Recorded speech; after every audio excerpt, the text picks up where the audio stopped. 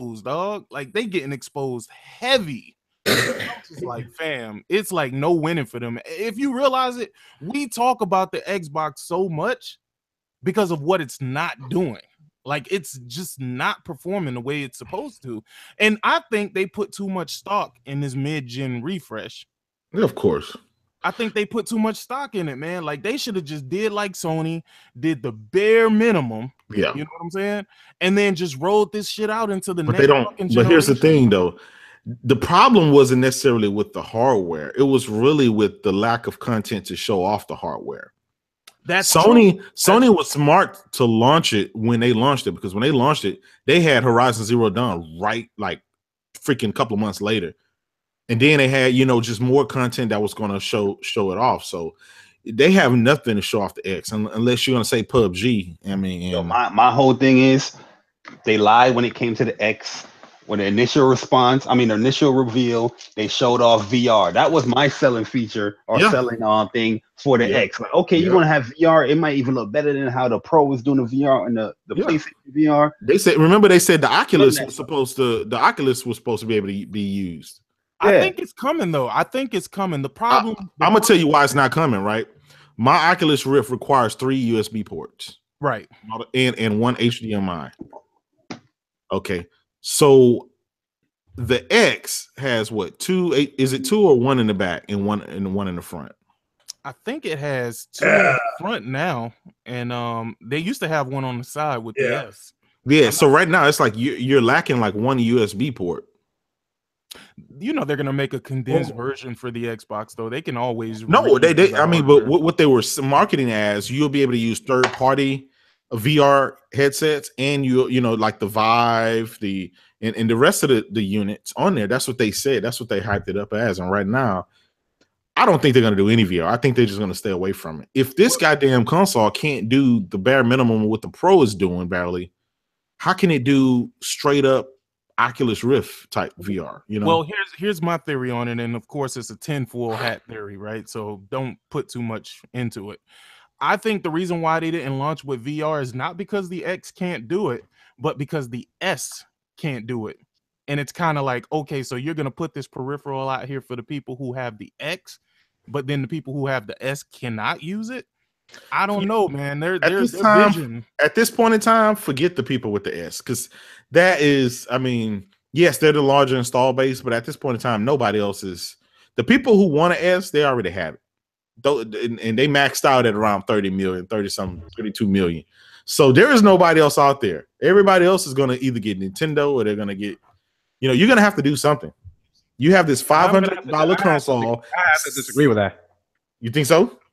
Yeah, because look at November. Let's look at reality. In November, right now, I mean, obviously Microsoft didn't release split numbers, but from the leaks and reset era, Xbox One X sold 430K. Then we're talking US here. We're not talking worldwide. About 430K compared to 1,360,000. I mean, on Xbox Ones, because you figure in total it was 1.4 million. 1.4 million. So it's just, if you subtract the 430K One X did, you're talking 1 million Xbox One S's. Now let's be reality. Yeah. Do you think One X is going to have increased sales over the next couple of months? Nah, it's all downhill from there. I mean, it's all downhill until you see price drops. This is not to make fun of it. That's true. A product never sells more than its first month at launch, except that, PlayStation, which sold more than it did at launch. So even the PS4 dropped for the next couple of months, because it launched selling 1 million, but then it dropped down to 200K, 100K. So the same thing's going to happen to the One X. To keep bringing the people back. You see what I'm saying? That's why you got to have the content. I think the only mistake I think Microsoft did was they went too hard with the One X. Like, for example, this PUBG, you get a free PUBG with every One X purchase. I would have put that in the One S as well. Like, it's one of the same. At this point, when you sell a console, it doesn't matter if the consumer buys an S or if they buy the Pro or the X. It doesn't matter. They bought an Xbox product. Right. So I don't see why they need to move. What? They need to move a console. It doesn't matter what the console's called. Yeah, but you see what they said though. An Xbox is an Xbox. If you buy a game, if you buy a game for the One X, it doesn't cost more than when you buy it for the Slim. It's the same content. Yeah. You just want a box in somebody's house. That's really the ultimate goal. Now, if that person wants a super box, buy the X. If the person wants a basic box, buy the Slim. But it doesn't matter. Just buy a box and get it in the house. But everything else is going to take care of itself. This is what they said, Puerto Rock. They said that the X made more money than the S because of the price tag, $189 versus $499. Listen, to me, the hardware revenue is irrelevant because it's not the money you get from the hardware revenue; it's what comes after. Yeah, it's the residual income. Yeah, it's a Gillette model. Gillette doesn't make money off the actual stick. Yeah, they make money off the blades you continue to buy after you bought the stick. They'll give away the stick for free. Yeah. But since the blades is why they're making their money. It's the same model. Since the revenue of the hardware is irrelevant, what's relevant is the engagement, how much software, how much games is bought. And we're talking exclusives and multiplats because they make money off of either side. No matter what is sold, whether it's Call of Duty or Halo, whether it's Battlefront 2 or Horizon Zero Dawn, they make money. The key is to get consumers to buy that box so they can make the money off of those games and not the competitor. That's really what it comes down to. Right now, there's a transition though. It's the services that are making the money for them, not necessarily the software or the hardware. Here's the thing: the services is more for the third party. I mean, it applies to everybody. But remember this: let's take Call of Duty, right? Obviously, Sony and Microsoft, they have nothing to do in terms of the development. The services, however Call of Duty makes money, they have nothing to do with it. They only benefit from the royalty fees they get from Call of Duty. So when you're a console manufacturer, your big money is from all those licensing fees to get those games on your platform. So they make money off of Battlefront, they make money off of Anthem, they make money off of Red Dead, Grand Theft Auto, all that money, like all them Grand Theft Auto sales, that's Sony and Microsoft keep making money off that game because of the royalties behind that game. That's where, as a platform owner, that's where you make your money. You make your money off the backs of everybody else. What you have to do as a platform owner is try to convince consumers you want to play all these games on this box so we can make the money off you. Because a lot of people saying, Xbox One X made revenue, whatever. For every time somebody chooses a PlayStation over an Xbox, that's revenue Microsoft loses, and vice versa. For every person that chose a One X or One S, that's a consumer Sony lost to sell Call of Duty to sell the Maddens and all that stuff. At the end of the day, what can you do to sell that box and put it in somebody's home so you can make money off the blades? That's the key. That's what the focus is. So like with PUBG, I don't know why Microsoft didn't just put it in every Xbox. It doesn't matter if someone chooses a One S over a One X. It's the same thing. It's the same box. I mean, granted, hardcore, no, Puerto Rock, you got 4K. It doesn't fucking matter. PUBG is PUBG. Call of Duty is Call of Duty. They cost, PUBG costs $30. Whether you buy it on the Slim, like right now, if I buy PUBG on this 1 terabyte Halo, it's still $30. It doesn't cost more. Microsoft doesn't make more money with One X. It's the same box. Yeah. That's what blows my mind why they didn't put PUBG in the Slim. Sell the sucker. Obviously, it's what the majority went out and bought in November. Don't try to hold it back. Enjoy it. Embrace it like what Sony does. Embrace whatever's bringing you the most active users. That's just what they have to do at this point. Yeah. Let's ask Randall Thor what he thinks because he popped in here. Well, before we got to that, we were live this whole time. Welcome, ladies and gentlemen. This is your boy Puerto Rock 77. We always turn it on live now so you could catch the raw and ruggedness of how we start out this podcast. I appreciate you guys showing up. Damn, already we got a $5 super chat to Milk Master. He says, I like this podcast. People have an intellectual convo. Oh, and now that we got Randall Thor, that intellectual conversation has been raised. You know what I'm saying? Because we can't show our ass in front of Randall Thor. When he comes in, notice when Randall Thor comes in, like the pony fucking fanboy tones down a bit. Everybody's like, oh shit, Rand's here. Everybody chill out. Hey, Jay told me to leave, man. I told you to get out. You know what I'm saying? Everybody's asking, am I on the Yeti? You damn right I'm on that Yeti. You know what I'm saying? But anyway, I'm going to go down the line and introduce the panel. And of course, as you know, this is the end of the year review. 2017 is coming to a close. So we're going to talk about all three platforms, what we like the best, what we thought was the worst. And we're just going to enjoy this final topic before we bring in the new year, because 2018 is going to be a banger. As I go down the line, let me introduce, starting off, the man with no head, drinking, you know what I'm saying, drinking that yak, Craig Harris. What's going on, my brother? Yak and Miles. Yeah, well, what is going on, guys? Thanks for the fine. I'm here with my big glass of eggnog, courtesy of SoCo. Appreciate being here, ready to chop it up with you guys and get it going. And winners here. And if you want to see my head, that's a loot crate. So you got to pay that. All right. Next up on line, I'm glad he was able to make it for the final year episode of 2017. My man, Jay Barry, give it to them. Yo, what is good, YouTube? What's up, PlayStation Nation? Sorry, Rand. You drinking too? You drinking that eggnog too? Nah, no eggnog today, man. That was on Sunday and Monday, man. But it's good to be here, man. Definitely appreciate the invite. We're gonna have some fun today, man. So definitely tune in. We're gonna show you how it's done out here in these YouTube streets. Let's go.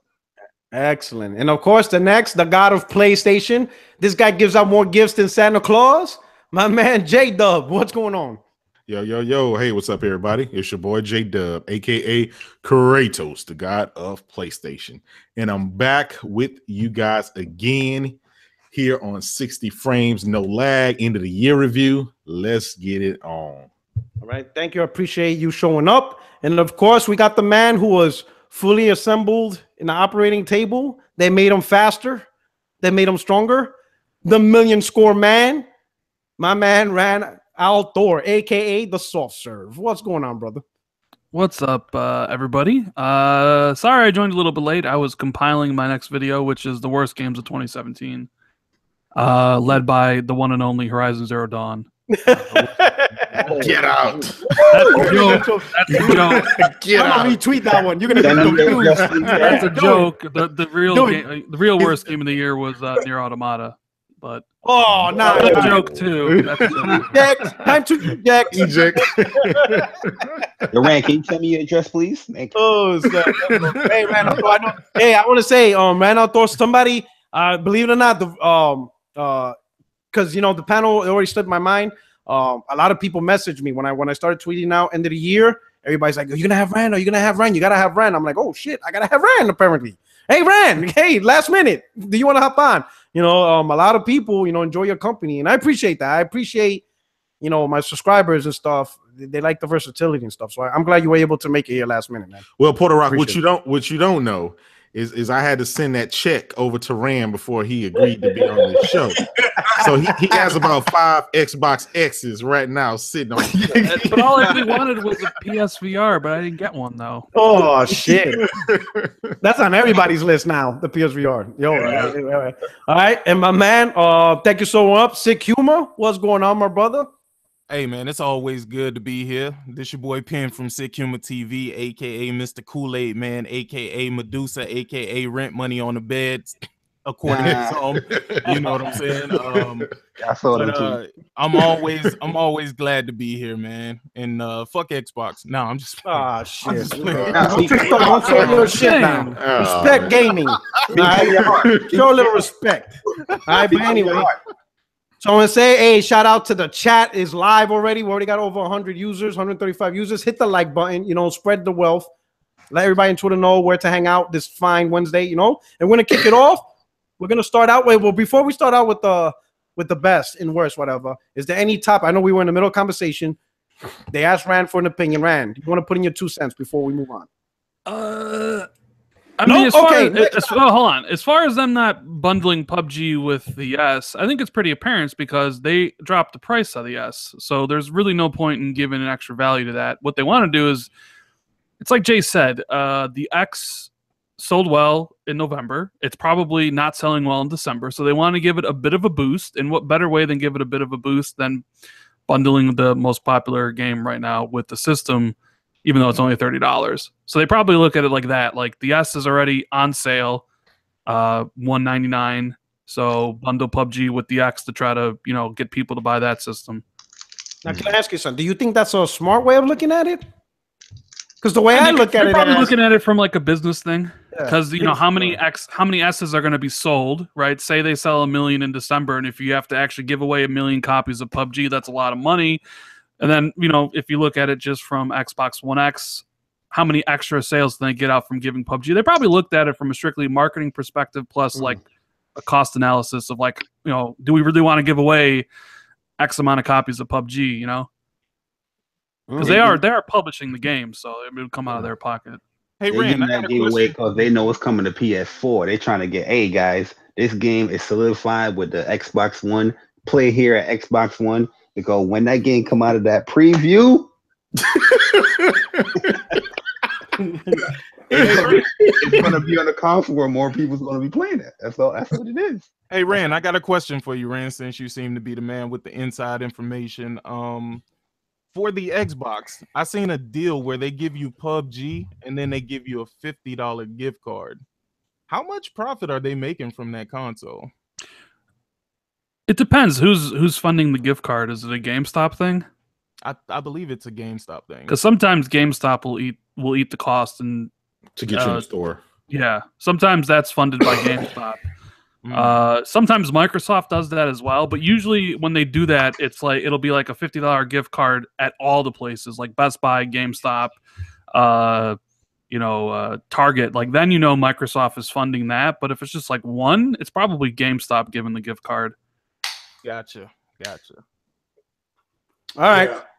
So let's kick it. We're about to kick it. We're gonna go down the line, pretty much in the order I introduced y'all. We're gonna start off with Nintendo. We're gonna talk about the best. We'll always start out with the best. All right. Each of us our opinion.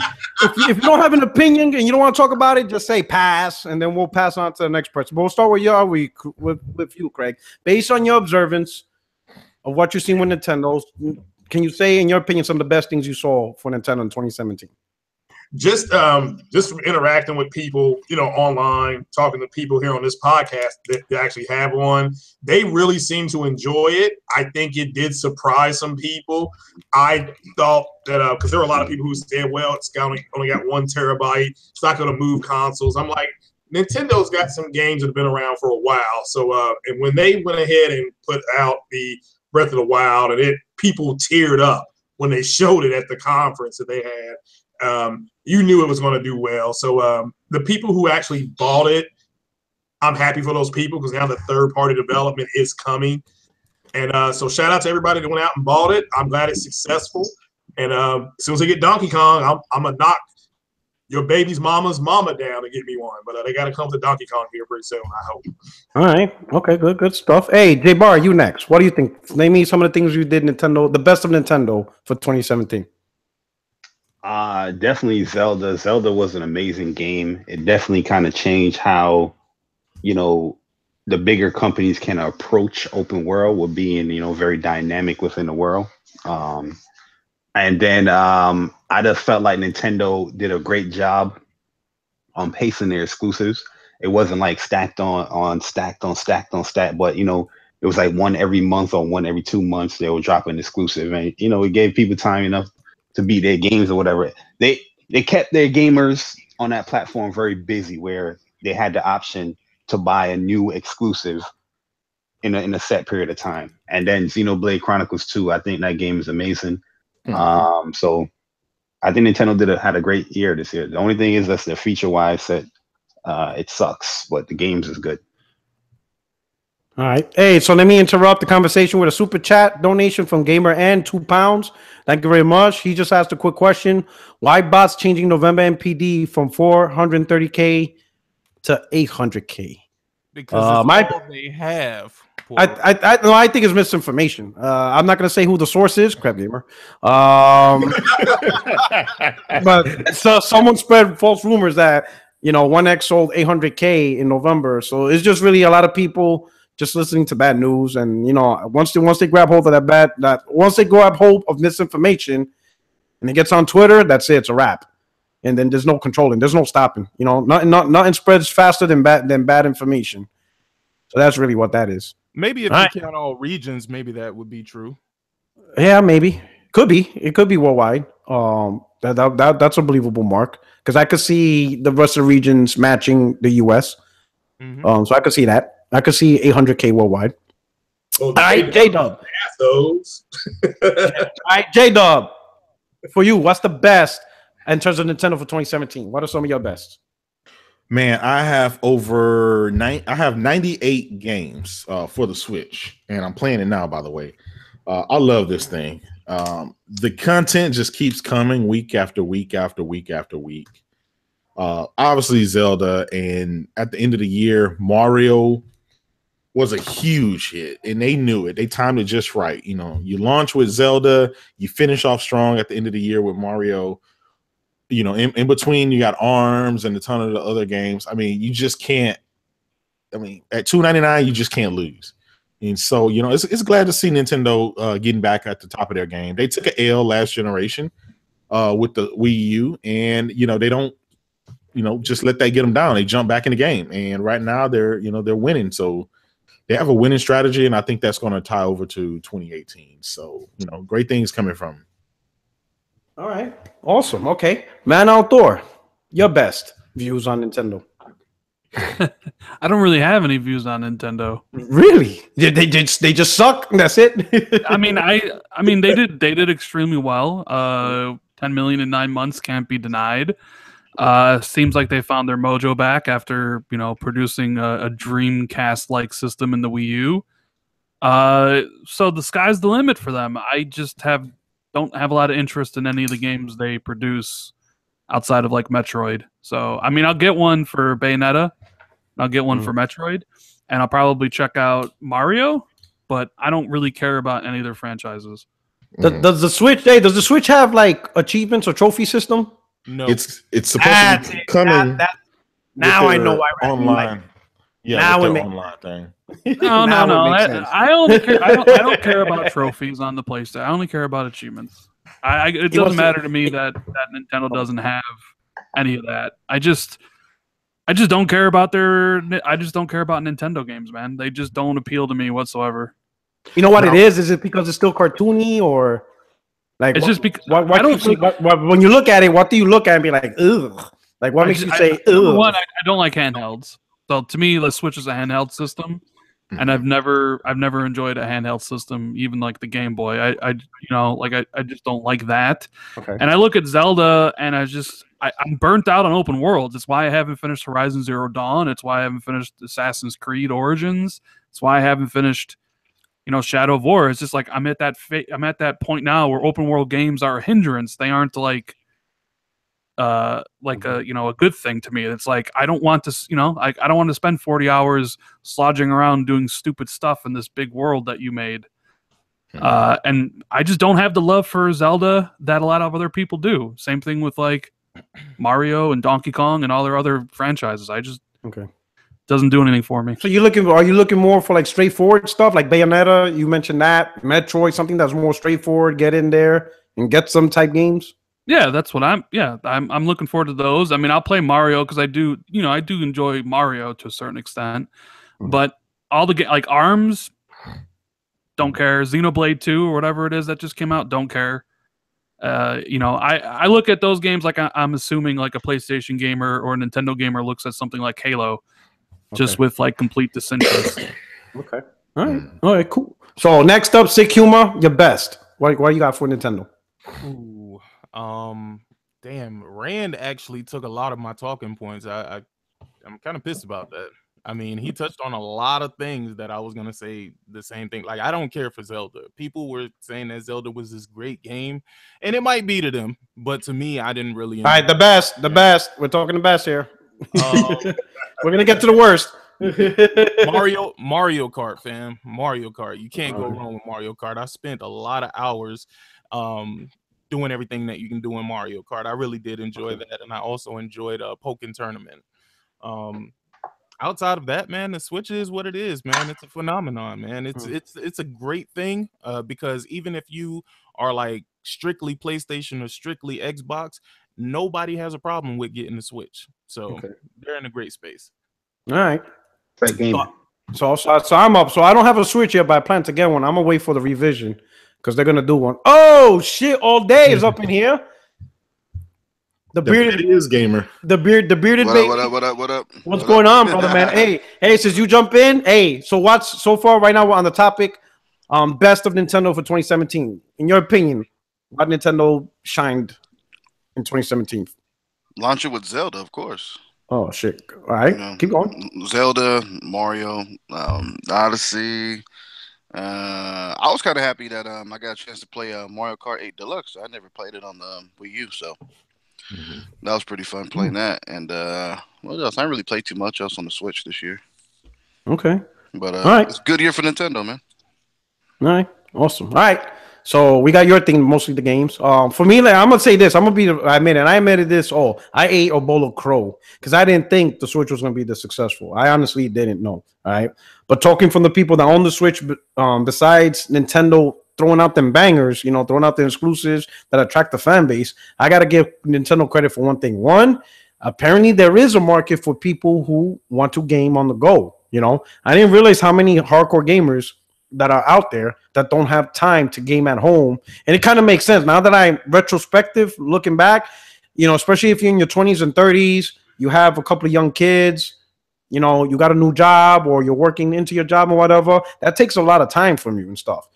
A lot of people, their time is when they're away from the home, like commuting or something like that. There's people who commute like 45 minutes to an hour to work. That's actually a great time to pop out your device and game. There's some dudes, that's really the only time they get to game is on the commute to work and back. They do 1 hour going and 1 hour back. And then they will not touch another gaming platform simply because they're at a point in their life where it's all about taking the kids to soccer practice, football practice, karate, the wife, the house, and yada, yada, yada. And it goes on. And if they're not doing something, they're doing something for work or they took homework, whatever. There's just a lot of things where people's life changes, and the Switch was a refreshing thing to them where they could still game when they're able to, and they're pretty much doing on the go. So I respect Nintendo on being able to attract that consumer market and stuff. Another thing I respect Nintendo, they brought out a lot of bangers this year. They brought out a lot of big IPs. You got Mario and Zelda and Mario Kart all in the same year, and then you throw on Xenoblade on that, right? And now that we have future announcements of Bayonetta 3, Phantasy Star Online, Metroid. So that's pretty a big deal. So I got to give props on Nintendo for what they did in 2017. Oh shit! So that's my thing. All right. So now we're gonna go down to the part where you probably will like more. What is the worst of Nintendo for 2017? And we're gonna start again. This time we'll start with all day since Alex is here. Yo, what's good, man? Sorry for being late. All right. So Alex, we're gonna start with you. All right. We're gonna start. You're going to start, give us your best of Nintendo, right? Yeah. And then give us your worst, because that's where we're going to continue on from. You talking about give us your best first. All around Nintendo? Like 2017. What Nintendo did for 2017. I think they did something revolutionary. Like, everybody calls it a handheld, but I feel like it's a console, a hybrid. Like, I think that aspect of it alone is pretty fucking dope. Like, okay. I like the Switch alone. Like, I told you guys, when I first played it, I fell in love with it. So the fact that it's doing that is just amazing for me. Okay. I would say the only downgrade for it would have to be the online. The online would have to be like a big update. Like, I don't know, it's weak. How bad is the online? Not that it's bad. It's just pretty much non-existent. Not that it's non-existent. It's just you really don't have a friends list. It's not like a real friends list. It's not like Xbox Live PS4. It's not like, you know what I'm saying? Like these modern consoles that we have now, like I feel like they're delayed when it comes to that, and they need to just like step it up. They really do. Like, but for the audience that they're going for, I guess it works. But okay, I don't know. All right, all day. Worst of Nintendo. Worse than that fucking online, bro. Like you literally. Is that pretty much what everybody's gonna say? Is the online? Hey, I'm gonna tell you like this, bro. There's no point in time I should sit there. Say if I got my Switch hooked up to my hotspot on my phone or whatever, right? No. And I got a friends list that I can't do nothing with. Okay. Hey, he's playing that. Cool. Oh, he's playing that. Oh, he put 8 hours into Zelda. Cool. I can't send him a message. I can't invite him to a party. None of that. I can't. Yeah. It's antiquated, man. They really need to fix that stuff. This shit reminds me of the PS2 online. When the PS2 was on, right? You can't do nothing. That shit was terrible. But at least the PS2 had voice chat. Like this thing, Right. Like, you have to get an adapter to do voice chat on this, and it's like bad. Like, I don't know. It's like they definitely got to fix hit me in it. the DM if y'all want to play Mario Kart. Like, what the fuck? Right. And it's like this is where the PS Vita like leapfrogged it. Like the PS Vita, you could pretty much do everything the PS4 was doing. Party chat. You could even stream PS4 games to the damn Vita, and it worked. You know what I'm saying? Like crazy. Yeah. They're just really behind in that area, man. They really need to hire some new people for that division. And this is what pissed me off with Nintendo. They're so like, not like whatever about things. Like, oh no, we're Nintendo. It's gonna work because we say it works. And it's like, no, you're like in the '80s still, bro. Yeah. You know what I'm saying? Now, aren't they about to charge? Because I heard they're gonna start charging from first, like in the beginning of the year, like the first quarter of the year. I believe somebody at They postponed it. Yeah, they postponed it. Right. Yeah, so they're not going to charge now. Supposedly, with the online thing comes the free games, achievement system and some more. Yeah, the free games, the free classic games, and I'm pretty sure some more current games. So it's coming. I just don't think they're ready. This is their first, and this is crazy. This is Nintendo's first foray into online gaming, which is nuts. To in this level. Yeah, I think Nintendo should just use the Switch as, how would you say, as the game preview of their online. You know, do what Sony did. The PS3 was the game PSN. Leave it free, and then when you release your next console, then let that be, you know, the paid subscription service, because you have everything fleshed out. I don't think Nintendo should just jump into a paid service when they haven't even figured out all the bells and whistles. They haven't even copied some of the basic features, like you said, game chat. Yeah. That shit's like fucking like PS2 level shit. Like our phones do like, but you think communication, like it's crazy. Like you guys got to realize when Sony in the PlayStation 2 era was doing voice chat and stuff, some of the basic online features, Nintendo was still using freaking cartridges. They had no clue as to what online is, what it was, or anything, and they've kind of kept that same. Well, I remember when the GameCube come out, people were asking. I remember this was during forums, you know, at GameSpot and stuff like that, when it was mostly forums and not YouTube and whatever. In fact, I don't think YouTube was even out. I remember Miyamoto said himself that gamers don't really want online, which was like we were like, wait, what? Like, yeah, they were actually, Nintendo was against it. They thought that that's not what really gamers wanted. You know, and everybody's like, holy shit. So while Xbox came out with the Xbox Live and you know, Sony was doing whatever garbage they were doing on PS2, Nintendo was like full front completely against it. Right. You know, and even during the Wii era, they were kind of half-assing it. They weren't really all in. Let me say this. If you guys have ever taken a look at a Nintendo Treehouse, you always notice there's always like 60 and 70-year-old guys talking about games and stuff like that. These are the same guys. Like, they have no clue as to what the current generation want. I mean, you know, obviously they have a good product, but everything else, I mean, these guys are dinosaurs. I'll tell you, they stuck in the 80s, bro. Yeah. Well, that's all right. So anything else on Nintendo? Because this is why I started with Nintendo, because this is gonna. They didn't do a lot to really talk about, so I started them first to get them out the way. Anything else you want to rag Nintendo with? No. Yo, I do. I do. All right. What? The go. With Nintendo, their online store is abysmal.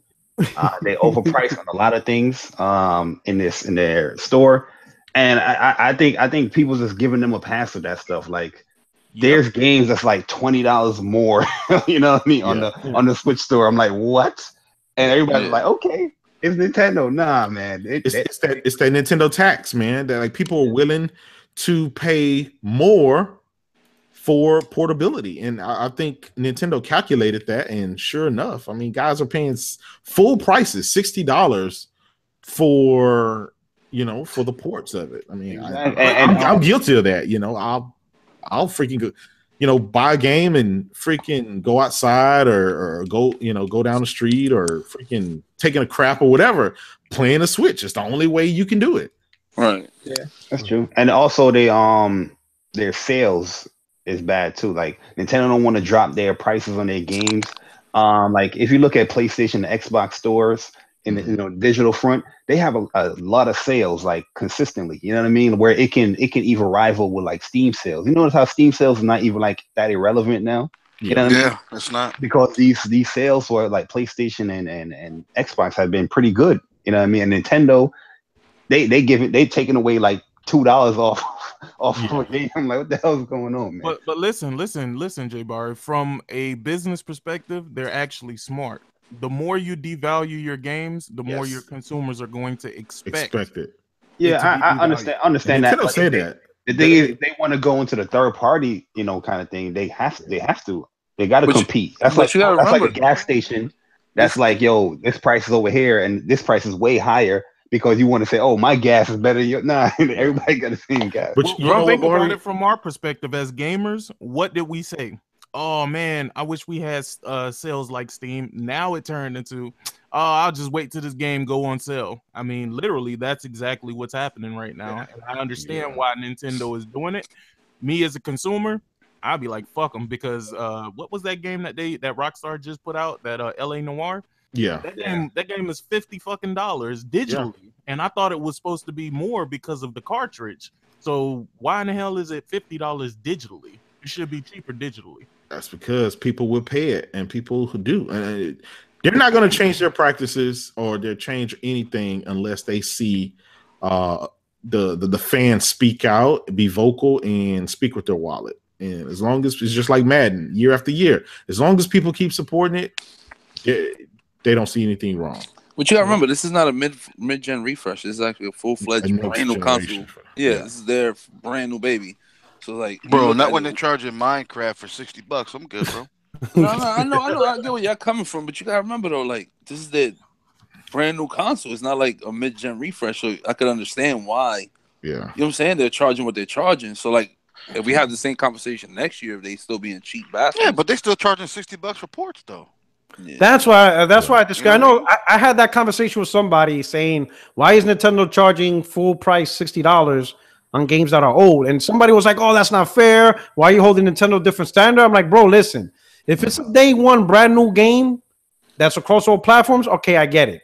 But you're talking about a game you could get for $20 on another platform. What's the extra $40 for? And maybe if it was like maybe if it was the Game of the Year edition with every map and DLC, okay, I got it. Right. Not even that one. Rock, let me ask you this, bro. If Nintendo ported Grand Theft Auto 5 over to the Switch and they charged $60 for it, would you buy it? No. I think maybe everybody else on the panel probably would. And I would. You know why? Because the thirst to have those type of games on a Nintendo platform. You gotta remember, like for instance, I didn't need NBA 2K on my Switch, but the fact that it was available there and I wanted to see what it played like, you had to get it. Said, yo, I gotta get it. Yeah, but NBA 2K is day one though. I'm playing it right now. Day one. That I understand, but GTA 5 is fucking like 5 years old. Yeah, but what I'm trying to help you understand is you don't. All right, what game in Nintendo's catalog plays like GTA? None. Lego the fact that you had that. I'm joking. No, listen. That's like saying the fact that you the Vita game should be $60 like the PS4 games. Yeah. No, hey, I'm not low key, this is the best way, Alex. This is the best way to explain it. At the beginning of this generation, when The Last of Us Remaster came out, it was a full price title. It cost $60. Right. None of us complained. Now, I'm not giving Nintendo the pass. I'm just trying to. I understand the situation because I done bought all these games, so I bought it. I feel value in it. I'm playing 2K right now on the Switch while I'm podcasting. Just that value alone to be able to do that is enough for me to pay the extra 10 or 15 or 20, dollars premium for a handheld, for a smaller version or a lighter version or inferior version, but just to have that type of game on the go is just bananas. Yes. You know what I'm saying? Like, here's the thing. All right, I see what you're saying, but the difference between this and The Last of Us Remastered is The Last of Us Remastered was an improved game over its predecessor. GTA 5 will most likely run like shit on the Switch. Yeah. And it'll probably run like dog shit. But you gotta remember, just to have that. Now, there's no game on the Switch catalog that gives. So you're gonna take advantage of the consumers simply because they're being starved. It's not really. But Porter Rock, that's fucked up. Porter Rock, what you just said about how GTA 5 will probably run like dog shit on the Switch. Well, it should, right? But then when you look at a game like PUBG on the world's most powerful console, running like what dog shit, it's not a problem. Yeah, but hold up. But but there's a off difference. that No. See, now you're gonna make me put on my Xbox hat. The difference between PUBG is that PUBG is literally, let's be honest. If you got, there's a reason why I didn't buy PUBG because it's literally a game in progress. Let's call it a Nintendo doesn't release game in progress. If it comes out like shit, that's the final shit you getting. You got to deal with it. And PUBG's the same price across all the boys. It's not like saying, oh, on the Xbox One, we're going to charge you $10 more because you're playing this in 4K. That's like the same excuse you're using with the Switch. Oh, because it has portability, we're going to charge you $20 more. Nah, man, it's not even a better version of the game. Yeah, it's the worst version. Like, if you really listen, if you guys really want Switch to be attractive, it's the portable. Listen, when you think of portable, you think of affordable games. You don't think of $60 games. Now, granted, think about it this way. Let's say like this: you got Zelda, right? An amazing built game, brand new. Yeah. And it costs $60. You really gonna put a 5? Well, how old is Grand Theft Auto? 4 years old? 5 years old? 5. You're really gonna put Grand Theft Auto that's 5 years old next to Zelda for the same price? Yes. You think that's fair? I think they would do it, and I think guess what? But do you think that's fair? Do you think that's fair that a brand new Zelda, that a Grand Theft Auto, an old ass Grand Theft Auto, that's not even the best version, right? Yeah. Costs the same as a brand new Zelda game. That's probably running better than most games. But you gotta remember, it's not really Nintendo's fault. This is probably the developer's fault. They probably want to charge that much because you know they're gonna get that much out of people.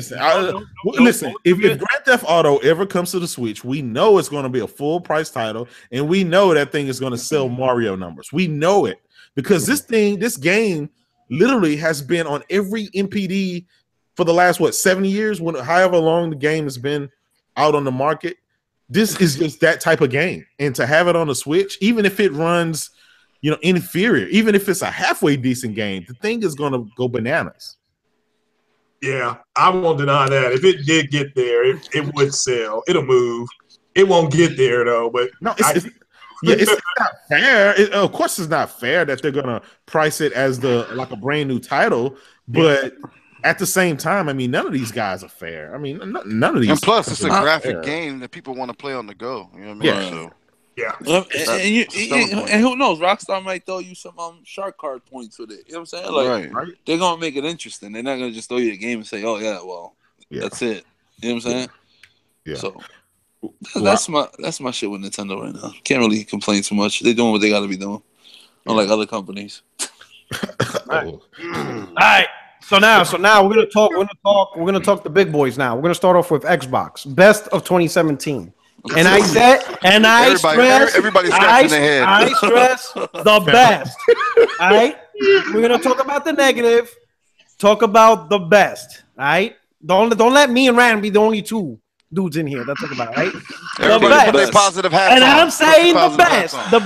All right, again, the best. That's what we're sticking to. I'm gonna save Alex for last. Alex, we're gonna start with Alex. No, Alex goes first. Alex, the best. The best. Netflix, the best. TV. Yes. No. You lower than a snake's belly, bro. PUBG. That's about it. I can't really say nothing else. And the controllers being optional and like colors that you want to pick for it.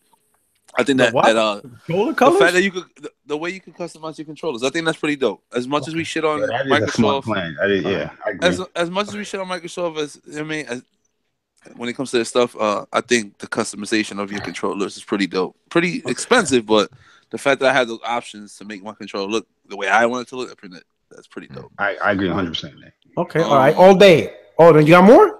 Oh, you have more? No. Did I say PUBG? PUBG. That's it, really. It's really nothing I could. Like, not even the 1X. Like 4K. No, I took that shit back. There's no such thing as a 1X. All right. We're gonna move on. All right, all day. All right, all day. The best. Man, the best. The best. Cuphead. Ah, there you go. Dope game. You know. I didn't play that. Yeah, it's a dope game. The hardware. Play that, Alex. Good. Yeah, the X, the launch of the X, and Let me see. Fuck PUBG. Yeah, God damn it. All right. The voice of Xbox. If anyone can do it, it's you. The best. You mean the Messiah? Yeah, the Messiah. Messiah. For the funnest game I played on there is an older game. It was Life is Strange, but hey, I liked Halo Wars. Halo Wars on there, and that's about it. Oh, and people shout out to Rand Thor for making it interesting, making good videos and keeping the Xbox interesting for me. Well, thank you. So Rand Thor gets a nod. Best of Xbox, Rand Thor. Yeah, I want to hear what you guys say. We'll get to there. We got Jay Barry. Jay Barry, the best of Xbox. Real talk. I was gonna say Rand as well, man. He holds it down for the Xbox community, man. Like in a really positive and good way. Like even though sometimes I don't agree with everything, but he's still he's still holding it down. But I put this on Twitter the other day, and as a man that respects gaming, okay, listen to my lisp, guys. I need you guys to sit down, relax a little bit, open your ears, and listen to my lisp. All right. Okay. Cuphead is basically one of the best games this year. And I said that, the only game I've played on Xbox that I really wish this game was on PS4 is Cuphead, yo. Like that game got my fanboy tingling. Like, I'm really jealous that this game is not on PS4. Even though I'm playing it right now, on PC, but the game is fire, man. So I gotta say, Cuphead, that is a huge positive for Xbox. Yeah, they need a lot. Cuphead is phenomenal. That developer hit goldmine. That's just a fantastic game. The game is amazing, man. Like I'm like, PlayStation, what the hell are you doing? But Cuphead for real. No, I'm not gonna lie. When I was playing Cuphead, it instantly brought back memories of when I used to fucking wear out like Shinobi and fucking Mega Man, Ghouls and Ghosts, where I just kept playing over and over to learn the patterns and get through the board. Put that controller down, you let that steam off a little bit, like, I got this. You know what I mean? Go right back into it, man. It's an amazing game. Yeah, Cuphead is fantastic. All right, anything else? Cuphead. All right, Kratos, Santa Claus, the best. I remind you, the best. All right. The best. Well, I'm going to tell you guys this. I have to say it would be the Game Pass option. It's not for me per se because I bought all the games, but it's for the newcomers that are fresh into the ecosystems or the guys who really can't afford to buy every single game that comes out in the ecosystem. I think it's a great option. You pay a couple of bucks. You have access to all these games, a lot of the older games, but still, it's still one of their biggest assets that they have going for them is the Game Pass service. Eventually, they're going to start getting some newer content, and it's going to be up to date. It's going to start updating a little bit more. But I think that's their biggest thing for the year. Obviously, the X being, for those guys who wanted more power, well, now they have the power. And it sounds like we're pulling teeth here. Like Jesus Christ! I'm surprised you guys ain't throwing up already. All right, hey, I'm gonna skip Rand Thor. I'm gonna go with Sick Humor so we could get his bullshit out the way. All right, because I already know what's coming. 2017, the best. The announcement of Sea of Thieves. The release date. Okay. Cuphead. All right. That's it. That okay. All right. Cuphead and the announcement of Sea of Thieves release date. Well, right. I ain't gonna even bullshit. Like Cuphead, bro. Sick is. Yeah, I'm telling you, Sick hit me up on Twitter. I was like, and you know what? When you mentioned it on Twitter, it's like, Bar, using the wrong stuff. I was thinking back in my mind, like, maybe I should have been using that from the jump and all that to make it much. It's a game that people can just talk about. Boss, my bad. I'm talking. Yeah. It's phenomenal. All right. So, Rand, it looks like me and you, we have to hold the line. We have to bring balance to the force. All right? It's on us now. All right. So, the best of 2017 for you, Xbox.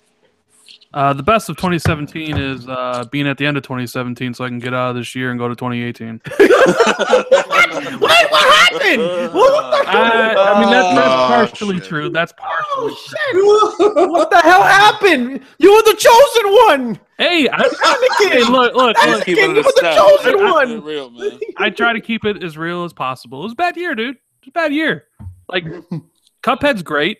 But that's more of like ID at Xbox. I think ID at Xbox is one of the better things about Xbox. It brings a lot of content, a lot of indie games, a lot of indie gems to the system. So I would kind of like throw Cuphead in along with ID at Xbox. I also really enjoy the digital gifting feature where you can buy games for your friends. I've done that. I was like Secret Santa Claus. Bought some games for my friends. See, it's hard to talk about like Microsoft's first party when it was basically non-existent this year. Forza 7 is a good game, but like I wouldn't necessarily say it's like the best because the spin-off series is bigger now and better in my opinion. Halo Wars is all right, but I mean, I don't know. It was just a bad year. So what Microsoft does well is kind of what you alluded to earlier in the year, the services, digital gifting, digital refunds, the Game Pass stuff, EA Access. Personally, I like the online party chat. I like, getting in a party with All Day and hearing what he has to say when he, when he puts on his mask and becomes like different people. You should ask him to do his impersonations. I like the online aspect because I'm always in a party. And honestly, PUBG, like, ask me how many hours I put into PUBG on Xbox so far, P-Rock. How many hours have you put in PUBG on Xbox, man? 90 hours. God damn. Holy shit. I'm addicted to the game as much as you can possibly be addicted to a game. And I don't know. I'm not a multiplayer dude. I don't play multiplayer games very often. But this one grabbed me in some way that I can't even explain. And I played 90 hours of it since it came out. That's amazing. So... this is the co-op aspect. The fact that you have 4 of your friends or either duo. Because I barely play solo. I play duo and I play squads all the time, and it's just a blast. Because every game is different than the game before it. Right. Like nothing is like the same. So, and of course, I mean, I love the X. I think it's it's a system for me as someone who owns 1,000 games on the platform. It was what I was looking for. But I honestly think 2017 was the worst year for Xbox, but I think next year will be way, way better. So yeah, that's kind of like the whole, like, let's get out of 2017 and go to 2018, please. All right. All right. So Jesus. Okay. I'm gonna look like the bot in this podcast here. So my opinion, the best of Xbox for 2018. I'm gonna start off with one is the backwards compatibility. No. All right. Like I said, like I understand everybody is not all big on that, especially PlayStation guys, but we gotta be realistic.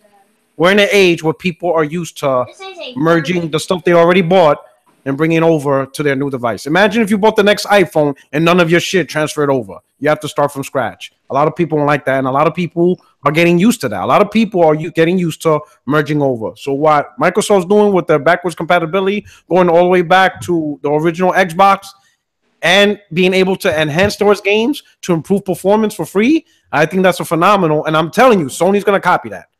They're not stupid. They're not gonna launch a PlayStation 5 without that capability. Because everybody by that point, by 2020, they're gonna look back and be like, in other words, like if Sony doesn't release backwards compatibility on the PS5, a lot of people are gonna look at PlayStation like, so we spent $2,000-$3,000 on your shit and we can't take it with us. You bugging, Sony. It would be a big black eye for them. So I think Microsoft did a phenomenal job for at least for their fan base, letting them know whatever you purchase on Xbox, it's yours forever. You never have to lose it. So I think that's one phenomenal thing that they did. Number 2, coming out with the services, Game Pass and Game Refund, especially Game Refund. I think that's phenomenal because believe me, there's a couple of games I wish I could refund on the PlayStation. Believe me, I wish I had that option, but I don't. And in the world of digital, you need that digital refund because you don't want to create an environment where whatever you buy, that's it. It's a wrap, and there's no way to undo that mistake. So I think digital refund is also a good thing. Digital gifting is a good thing. I think I would like that on PlayStation also, being able to buy somebody a game without having to do it on Amazon and then Amazon will ship it. I don't have to worry about that. Right down the spot. You know, like there's a couple of times I want to play a game with my brother and whatever. He doesn't have it. I'll be like, don't worry, I got you, bro. Buy it on the spot. Boom, here you go. Download it. Since it's PlayStation, it'll take like 10 years to download. But you get the point. You know what I'm saying? That guy has Google. Look. You see what I'm saying? I think in terms of that, I think Microsoft did a phenomenal job. And then towards the end, I think Microsoft did a good job grabbing Cuphead and PUBG. You know, it was a hitter for them. I think they came in the end for that. So, in my opinion, that's what I think Xbox did great throughout the year. Was the services, was the game gifting, the game refund, backwards compatibility is definitely a big plus. And watch, Sony's gonna copy it. PlayStation 5 is gonna have all that shit, and PUBG and Cuphead. That's what I think Microsoft did right. All right. So we're gonna get to the part that everybody's salivating now. I can hear the claws being sharpened right now. Party time. At this point, I don't even know who to go first. We'll start with Alex. Alex, the worst of Xbox in 2017. Oh man, the worst. Oh, the worst. 2017. The worst of Xbox. The worst of 2017 for Xbox. Hello? Alex? Isn't everybody just going to say the same thing? He's on mute. Okay. You know what? We'll do. Hey, Alex, what happened to Alex? He got muted? Oh, no. What happened? I just heard him, too. Oh, Phil Spencer shut him down? Oh, shit. Somebody left? Rand muted him. Yeah. Look. All right, fuck it. You know what the worst is? When people block their achievements on Xbox. I know all day. Oh! You can't see him right now, but you'll see him later. Don't worry about it. but then homie shows pictures of it. Like know you don't have to do that. If you just unlock it, people can see for themselves. Fraudy shit of the year. Now you want us to go on Twitter to see your achievements? Like, nah. Let me tell you something though. What's the most pathetic thing about what Porter Rock just said, bro? I mean, do you understand? We're in the day and age, 2017. Microsoft's been in the console game for what, 15 years, right? Yeah. Nigga, we just said that the best shit they had to offer was services. What? What are we doing here? What the fuck are we doing here?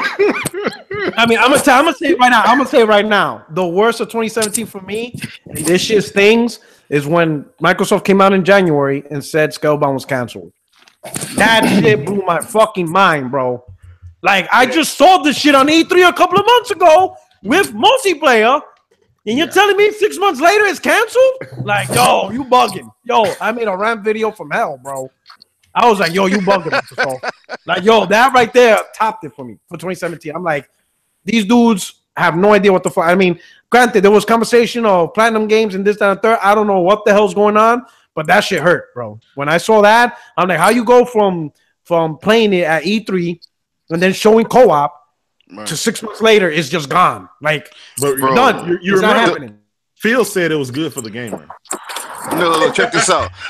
The best exclusive Microsoft has is Hope.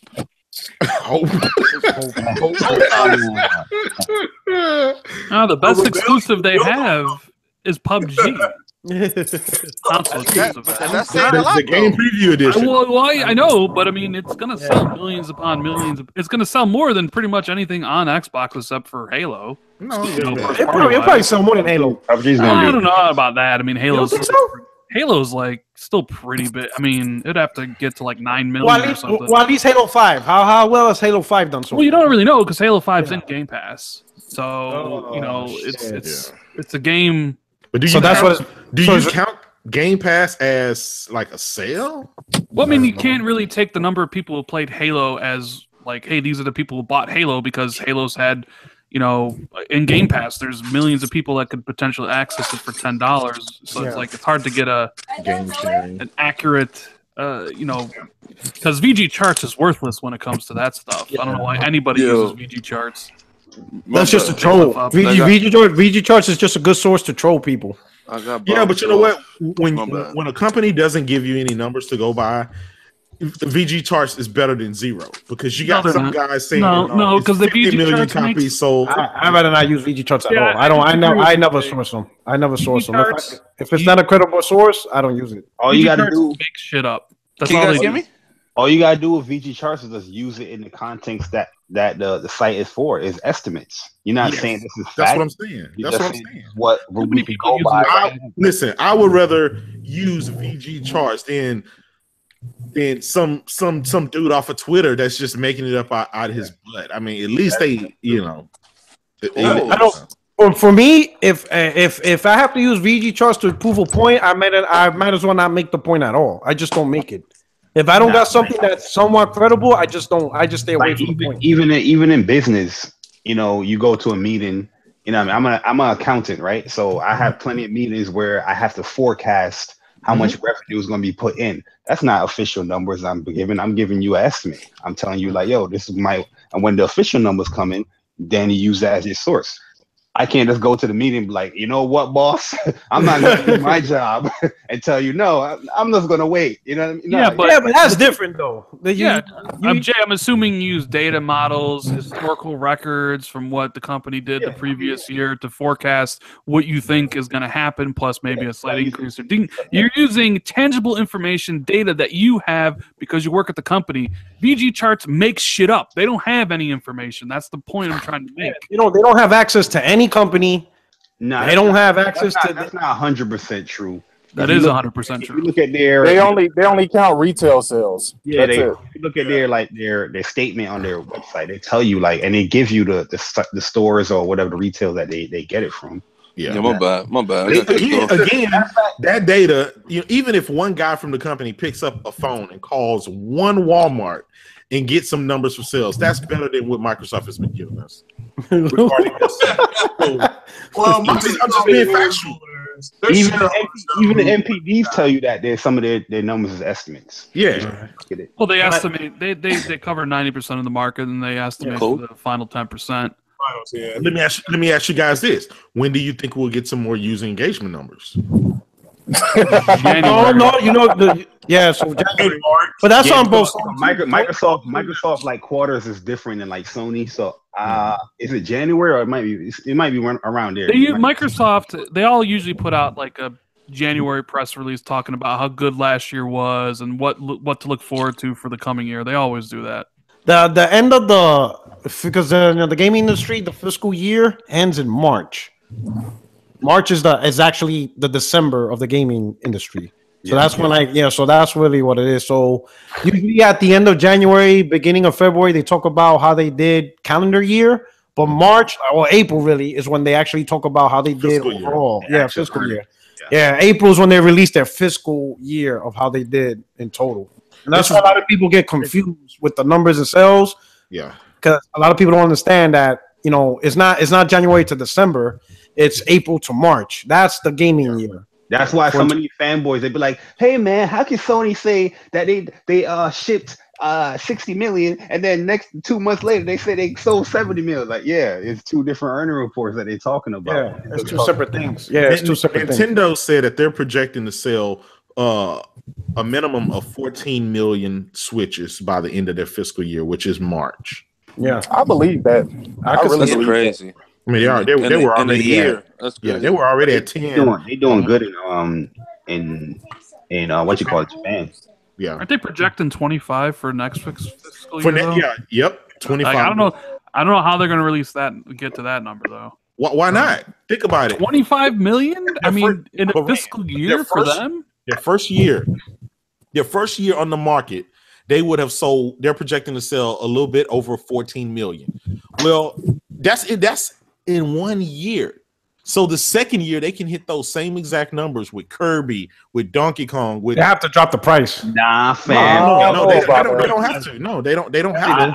I agree with Porter. They have to drop the price. I don't think so. I don't think they have to do anything. They have to drop the price. I don't believe it. I think everybody who owned the Wii, they converted. I think they converted over to the Switch. But the problem is they gotta phase out the 3DS before that particular market of people are gonna switch over to the Switch.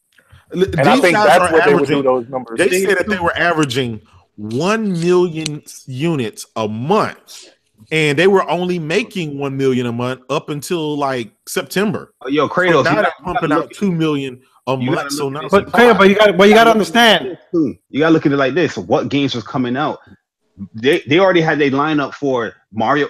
Their big games is coming up: Mario Kart, Splatoon, and Mario Odyssey. Yes. Looking at 2018, they don't have that really big marquee game. You can say Donkey Kong, Kirby. Those games are not going to push maybe consoles Metroid. like Maybe. how. Not even Metroid. Metroid's not even a huge seller from Nintendo like that. Those games are not Here's the gonna thing. push- Here's the thing. Here's the thing. You got Pokemon. I know, but here's the thing. Here's the thing you gotta understand, Kratos. Here's the thing you gotta understand, and this is not just Nintendo. This is all consoles.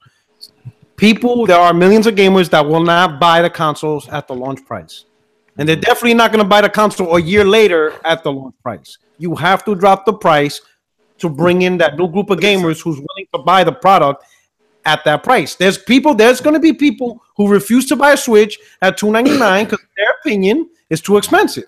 They want it. They'll enjoy it, but they're not going to buy it at $299. They're going to wait till it's $250. Here's the problem. The thing has only been out for a year. That is true, but only after 3 or 4 years. Like right now with PlayStation and with Microsoft, after the system has already hit its plateau, and now that comes into reality. Nah, just say That's Microsoft. true. The PlayStation dropped the price after a year. They went down to $350. I'm not saying they have to drop up the price in half, but let me put it this way: people ain't gonna want to pay $299 a year later for a year older product. Like the product's been out for a year, they're gonna be like, "Why is this thing still $300?" There's some people who's not gonna pay that price point. That's just the nature of the beast. I get that. There's going to be another revised version of the Switch, and that's when the price is going to drop. The Switch XL. I don't know if it's going to be like 2018, but it possibly might be like early 2019. And around that time, you're going to see a price drop. Nintendo kind of stubborn. I doubt it. Wii U barely got a price drop up until its death. Well, they couldn't. They were losing. They couldn't. And in that position, the console wasn't selling at all. The games wasn't other than exclusives. There wasn't much software revenue from the third party. They were hurting with the Wii U, so they weren't in a position to drop the price because that would just hurt them even more. Well, they were just trying to survive. Hey, how did we get out of the worst of Xbox onto the? I have no idea. I don't know. Yeah, let me do my becoming a Nintendo podcast again. Yeah, let me do my worst. So the worst of Xbox. Go ahead, Pope. Yeah, the worst thing for Xbox obviously were the fanboys. And let me caveat this by saying the outright takedown of them was my pleasure. For everybody that wanted me to be the messiah of Xbox, it was my pleasure to point out their hypocrisy. But I think overall they just the worst. Yeah. Something on the running shit. By far the Secumo, you on the run or something? Yeah. No. I'm headed to work, man. That was a motorcycle passing. Last week it was a Bluetooth headset. Nah. It ain't the Bluetooth headset today. Yeah, it was something different. Yeah, he got on there. Shit. But they but overall, the takedown of their fanboys was that was worth the entire year. The whole build up of my favorite saying that will go down in history, that will be on a T-shirt available to buy. A little bit more than the Pro. I think that's exactly what it does. All right, let's do a little constructive criticism here. Okay, so I think most of it for worst of Xbox has been game related, lack of games, lack whatever. Wait, I didn't get mine. All right, go ahead, get your thing in. The worst of Xbox for 2017 has to be the executive team. Oh, yo, Kratos, we are on like the same planet right now. The executive team has failed Xbox. They have been exponentially lies. They have just everybody from Shannon Loftus to Phil Spencer to Aaron Greenberg.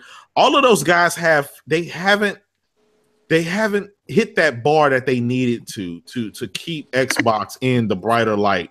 And I get it. I've always said this.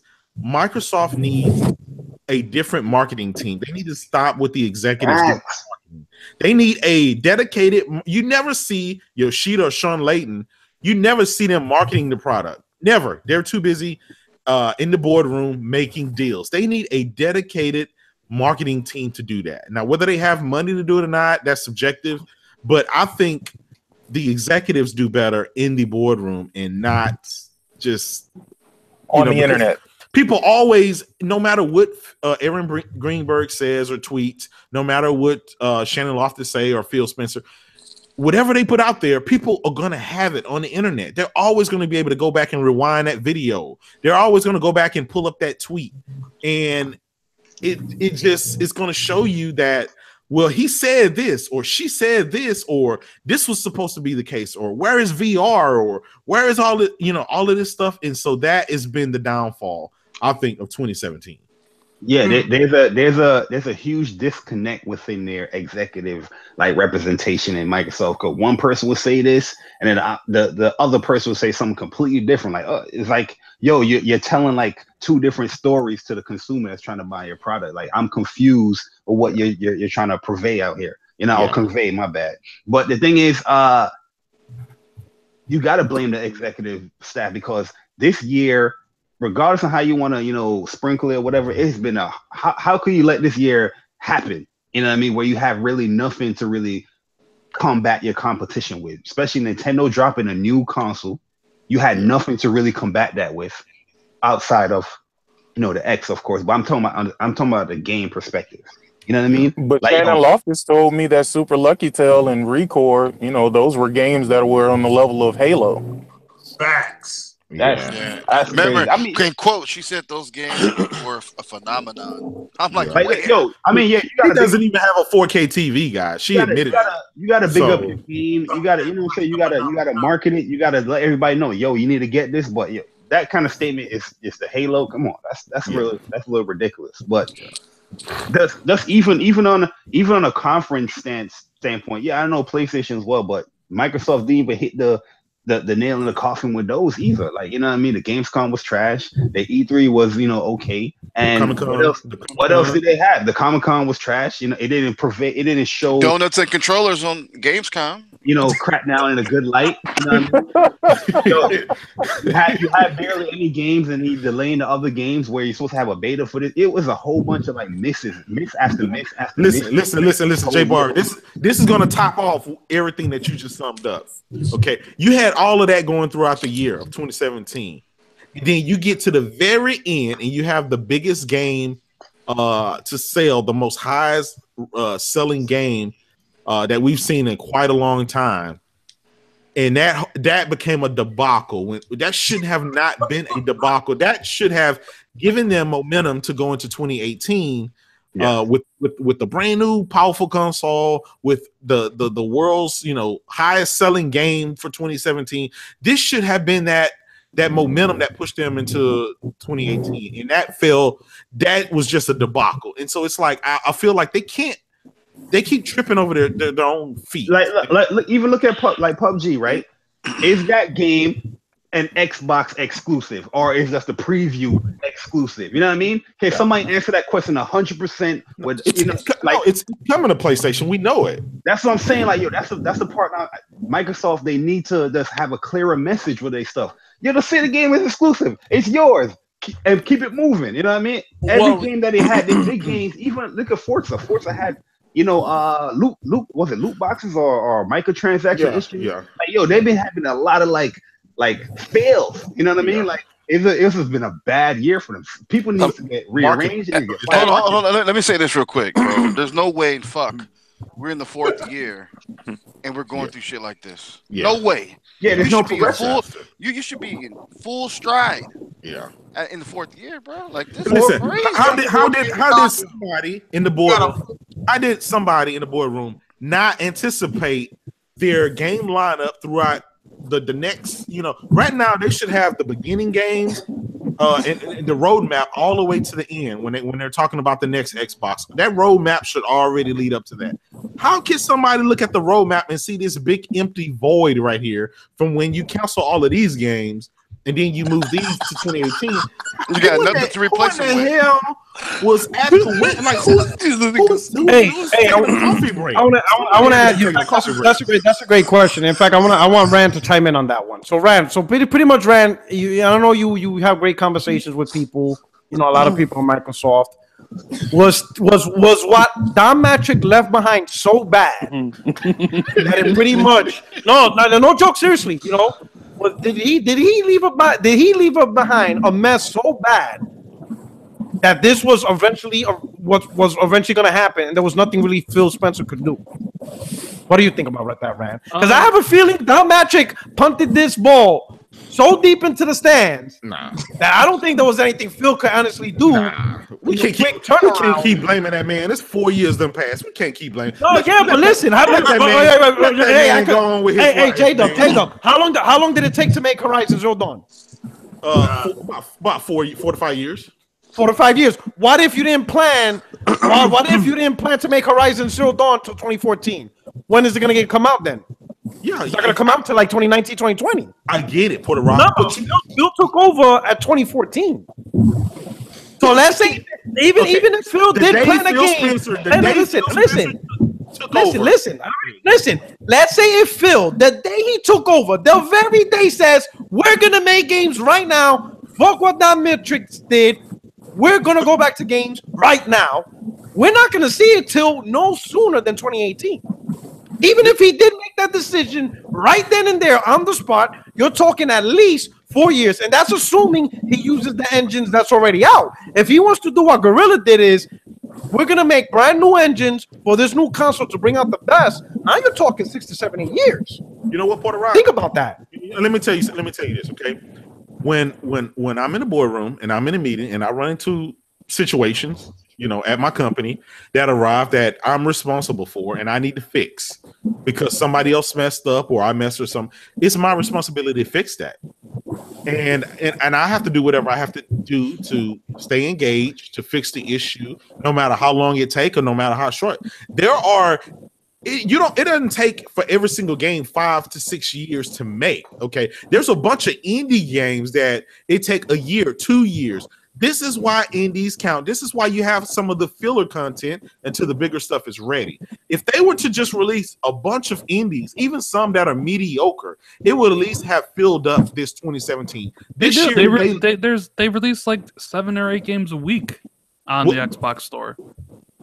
Yeah. Do you guys? Well, they're doing a horrible job because on 360, you knew what bangers were coming out from the indie side. They changed like how they did stuff on the 360 versus the one. Like on the 360, to publish an Xbox Live Arcade game, you need to have a publisher. They changed that with the one. You can self-publish games. I mean, there's a whole bunch of different stuff that they changed in between where you could they only wanted 2 games a week, and it was on like Tuesdays and Thursdays, and then it was like, you can just release it whenever you want, and you don't need a publisher. Rain, if that's the case, okay. So let's say that's the case, right? Right now, they know 2017 was very light, and they knew that dashboard was looking very light. Why didn't they start highlighting some of these indie titles on the front of the screen to make it look like, hey, we got a bunch of stuff out here? This is an executive level that people at the higher level need to anticipate. They go home every day and they turn their PlayStation on. They have to see this stuff. Their ears have to be to the ground. This is why you know. Have you ever heard the saying, "You have to fake it until you make it"? You get that list. Make this big long freaking list of games that nobody cared. It could be garbage, but you fill that dashboard full of a bunch of garbage. Didn't they do that though? When Shannon Loftus said Recore and Super Lucky's Tale were like Halo, isn't that faking it till you make it? Oh my god! Touche. Isn't that what they're doing? Touche.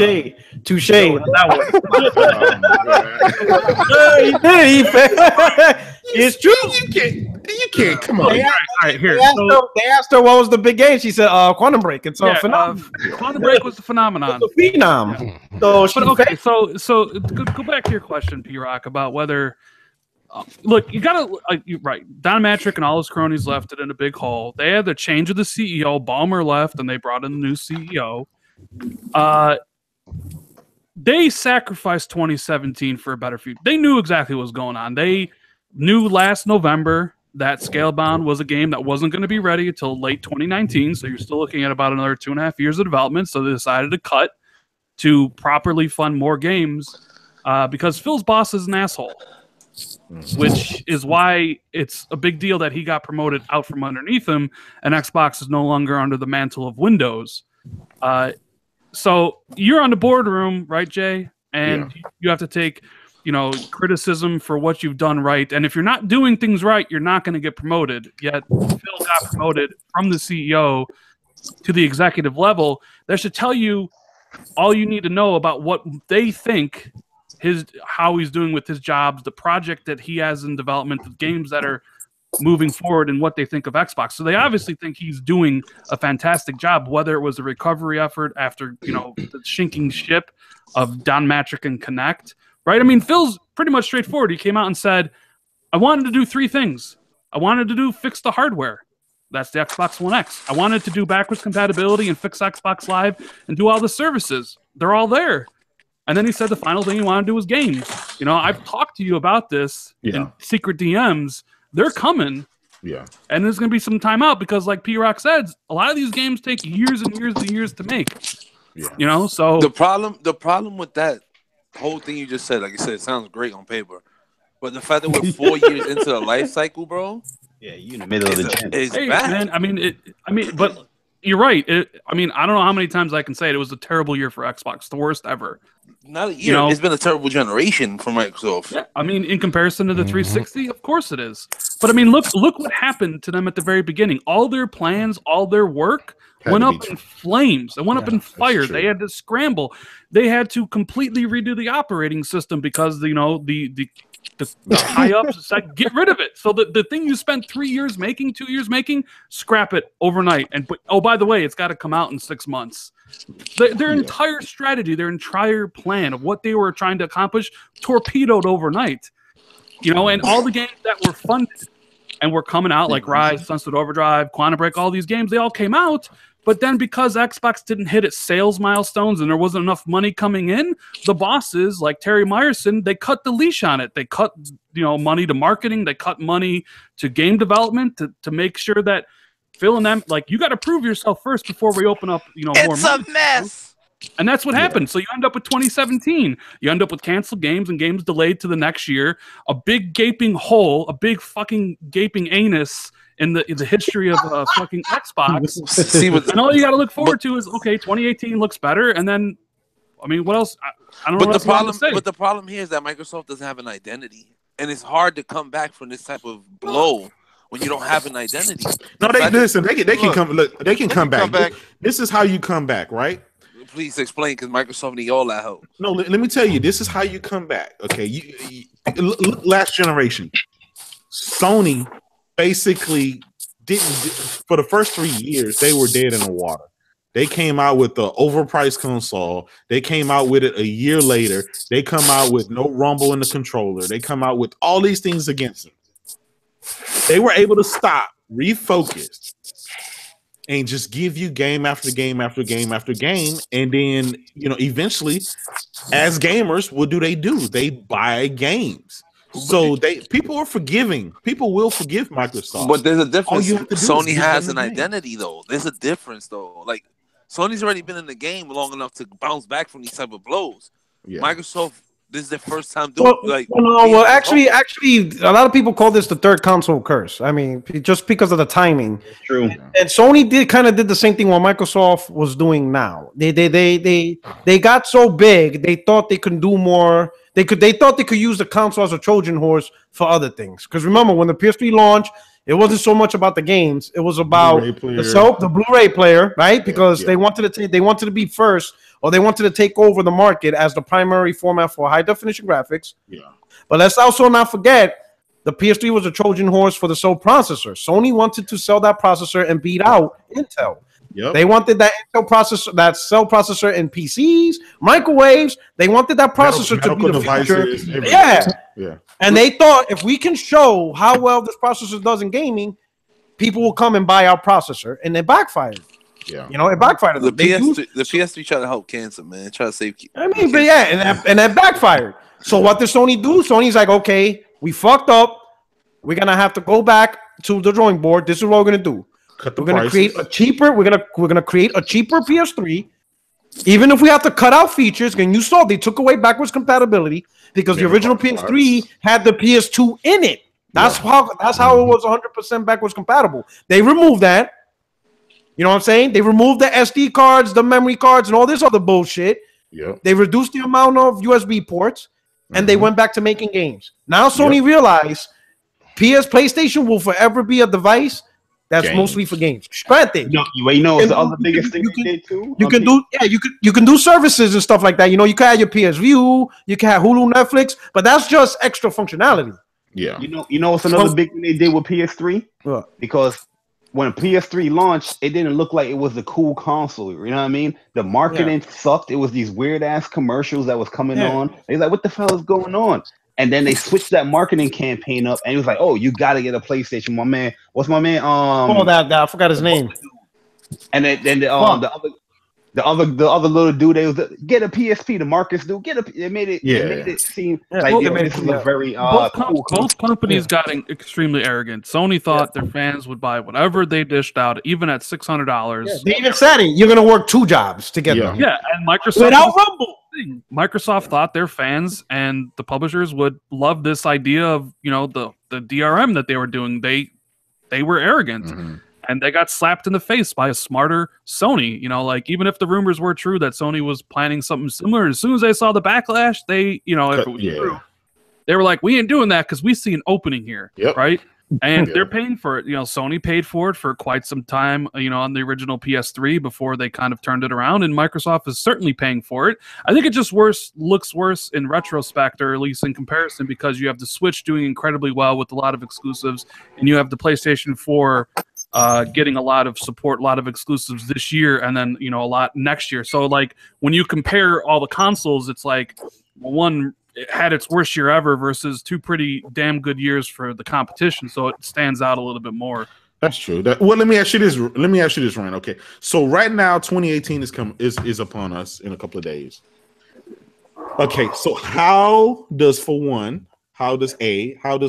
stop the bleeding, and then how do they instill consumer confidence back in them? Not you know, forget about the PlayStation guys and the Nintendo guys.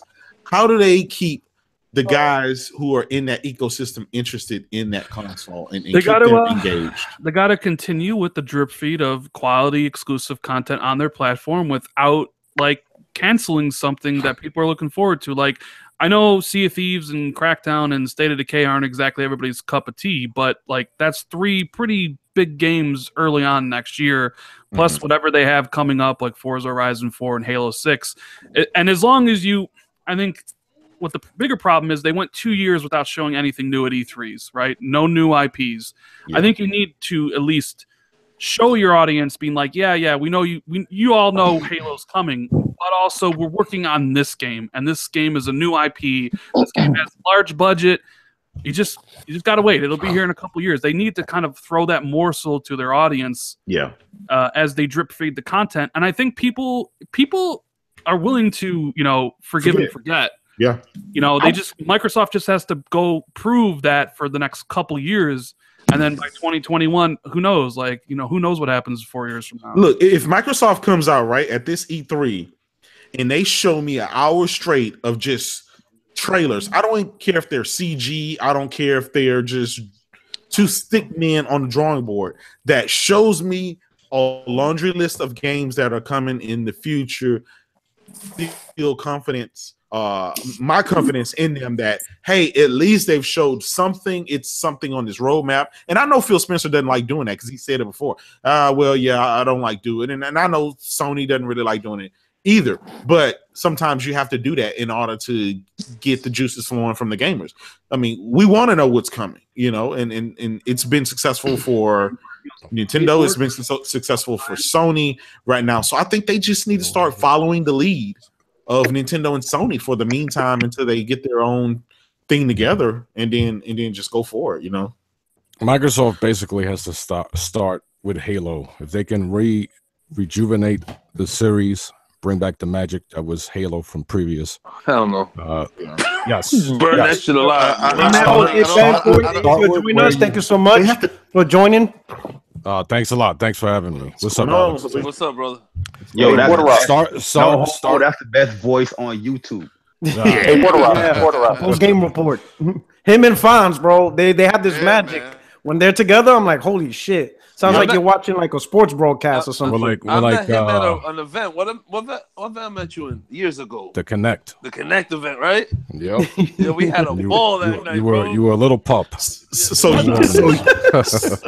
you guys were the reason that Connect failed. Nah. Absolutely. Absolutely. I called it a glorified accessory back then, and I got killed for it. I gotta find out Fonz in this setting. Their mic is on point. It's like studio. The mic quality. is inside of him, bro. I'm actually using a can. Right? I Using a Goya can right now in a string. The string I use for my pateles. All right. So Jose, what's your thought about it? No, on a serious tip, if they go back to where they started and what made the Xbox what it is, it's Halo. If you reinvigorate the perception that Halo is back, because after Halo 5, sometimes I even forget there was a Halo 5, and I'm one of the biggest Halo fans there is. They can rejuvenate the franchise. You start from there, you bring everybody back. You got the hardware now. In my personal opinion, you get rid of some of the management because they're part of the problem. That's just. But do you think 343 is capable of rejuvenating the series? I believe so. Listen, remake it. Totally stop what you're doing and remake the very first. Nah. Listen, if they bring back, you know how you feel? I tried. What they need to do is just with Halo 6 focus on Master Chief. That's it. Enough of these side characters. Yeah. No one wants to play Arkham with Robin. That ain't it. You got to remember though. When they did it with Halo 2 and we had to play as the Arbiter, people complained about that. But thankfully it was short. They should have learned from that. Yeah, people. I remember when Halo 2 came out. People were like, "Who the fuck wants to play with the Arbiter?" But guys, just like Yoshida said, we can't. You can't play Nathan Drake forever. Right. Eventually, you're gonna have to move on to something else. Right. No, that's true. I agree. But if you want to reinvigorate the fan base and the trust, you go back to where it all started. And we all know that the original Xbox became what it is because of the Halo franchise. So if you want to, especially with such a short time period left in this generation, we have maybe 3 years left for the Xbox brand to really make an impact. In my personal opinion, you guys have heard me. I said it's a wash already, but it doesn't mean they can't begin from this point on in rebuilding the trust. And that's where I stand. I don't trust them right now. I don't trust management to do the right thing. So I haven't bought the Xbox One X, even though I want to. And so you're not missing much, trust me. Well, you know, it's I've been killed on Twitter for speaking my mind in regards to Xbox. That's so fine. I'm not gonna go as crazy as I usually do. But hey, I came up through Xbox. I came up through Halo. I did an all Halo podcast for many years, and that's where it needs to begin. Because if you want to bring that brand back, you have to start with your core. Start with the core. Start where it all started. What if they bring Seamus Blackley back? Bring him out of retirement. And you got to remember though, at the time when bring Jay Allard back. Yeah, when Halo was popping, you got to remember the online was a big part of the success of that game. Yes, you got to remember that this day and age, there's so many other games that took that crown. That it's like, okay, Halo. Yeah, you got the Call of Duty. Everything changed when Call of Duty came out in 2007. That's when Halo got its true competitor. Oh yeah, definitely. When that Call of Duty came out, Modern Warfare, that's when things changed. And then the Battlefield started coming out. Yep. Like this gen is full of shooters. Like, how does Halo go back to its glory when there's like, look at PUBG? Yeah. Like, I honestly think PUBG could rival Halo on the platform. It's going to rival a lot of games. And this is why Sony basically gave up on the shooters, because it's like they saw that shit wasn't working on the 3 mag, fucking Resistance. Yes. Sony's like, this shit ain't working for us. Like we're just not there. And people wondering like, why don't Sony do shooters? Like they tried. Yeah. They came out with a lot. They got Haze exclusively. Yep. They came out with SoCon Confrontation. Hold on. Mag. We don't Resistance 1, 2, and 3. Sony had their own version of Halo. It was SOCOM 2, and I don't know what the hell happened after that. They started trying to catch up to what Hackers. They went with Mag. Yep. Fucking Resistance 1, 2, and 3. We don't speak about Warhawk, Starhawk. They tried with the shooters. Yeah. I never seen a company try so hard. Mag was pretty good though. Killzone. Resistance was dope though. Resistance 1 and 2 was fire. Resistance and Killzone is my joint. I love those. Killzone 2 was awesome. Yeah. Killzone 2. They killed it with listen, 3. they were good games, but at the end of the day, they would get slaughtered in this current day and age unless they made something. They have to do something totally different, which is what PUBG did. The only game I think that might be successful, Sony brought it back, but you guys may not like it, but they have to use this formula, is if they brought back SOCOM and they did something like an open world, not PUBG, maybe battle mode out of PUBG mode, that would be huge out of PUBG mode, but also do like what they did with like the Division or Ghost Recon Wildlands, where it's a co-op, 4 Navy SEALs, you guys are doing secret missions and you're open world and you fucking shit up as a SEAL team. Well, supposedly that VR game that would be successful. It's like SOCOM. Team Bravo. Team Bravo and another one. You know what I'm saying? I got those pre-ordered. But if that game, let's say if that game is the shit and it doesn't appeal to every VR gamer, I believe that game should come off as a regular game on the PlayStation 4. You know what I'm saying? Like, if it's that good. Look, me and All Day played it at PSX, and we played it together. It's a freaking amazing game, but I don't think that game would translate well in 2D on the screen. Yeah. It has to be an authentic SOCON game, similar to like the Division or Ghost Recon Wildlands, where you got 4-player co-op and you're out there doing missions together and you build a team, you get stats, bonuses, all this shit. Even if they made it like a Rainbow Six Siege type, something, and then for the multiplayer, throw in a PUBG Battle Royale mode. Yeah, people love it, but this time with military, with Navy SEAls, Green Berets, PUBG in VR. Oh, shit. No, I mean, like I said, SOCOM was the shit. You just gotta, bring it to light again. Like I gave up on asking for another SOCOM. Like, every E3, I'm like, another SOCOM, and bring back Warhawk. Yeah. All right. So now the Big Daddy. We're gonna move on to the Big Daddy. All right. The best of PlayStation 2017. Everything. Oh, yeah. All right. Everything. Here we go. Fucking bunch of damn ponies on this damn They're podcast. gonna hate me when I say this shit, man. We're gonna go down. Alex, we'll start with Alex. Go down the line. Best of PlayStation. The best of PlayStation will have to be the announcements for games that are coming out in 2018. There's really nothing big that Sony said for me this year that said, "Oh yeah, man, Sony knocked it out of the park." But I'm being straight up. They didn't really give me nothing that.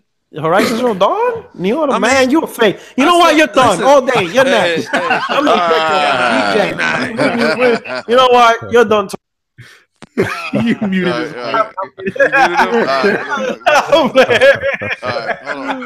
all this shit about Microsoft, and he comes out. The best thing about 2017 is what's going on in 2018. Alex, man, like what? Shine, man. This is what? This is your time, brother.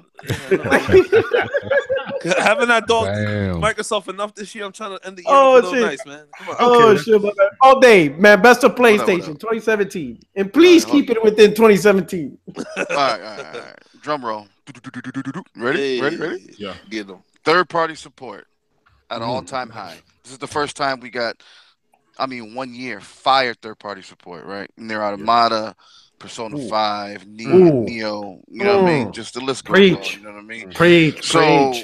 I think, like, just akin to Alex said, you know what I mean? Like, 2018, if that didn't solidify you on being excited for games, then you gotta be you crazy. Yeah, you're a weirdo. You're a weirdo. So you're a weirdo. PlayStation did their thing, man. They stuck true to giving all types of diversity to the fans of what games they like. You know what I mean? There's something for everybody.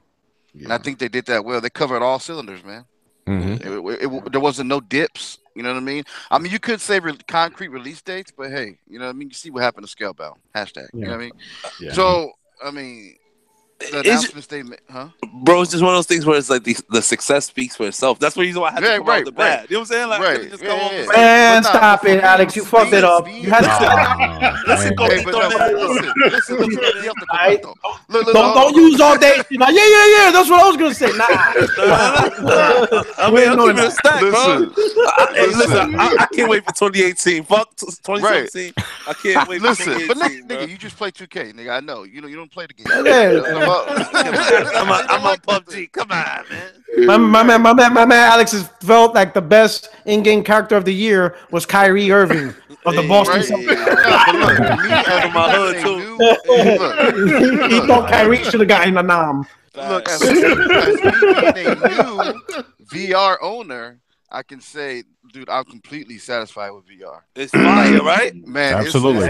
It's something that blew my fucking mind. I've never been so blown away. No by lies VR, detected. Bro. No lies. I'll be there one day. Like, I'll catch up to y'all. Hey, listen, you got a big donation last week. Where's your VR, bro? Yo, mind your business. Listen. We're done talking.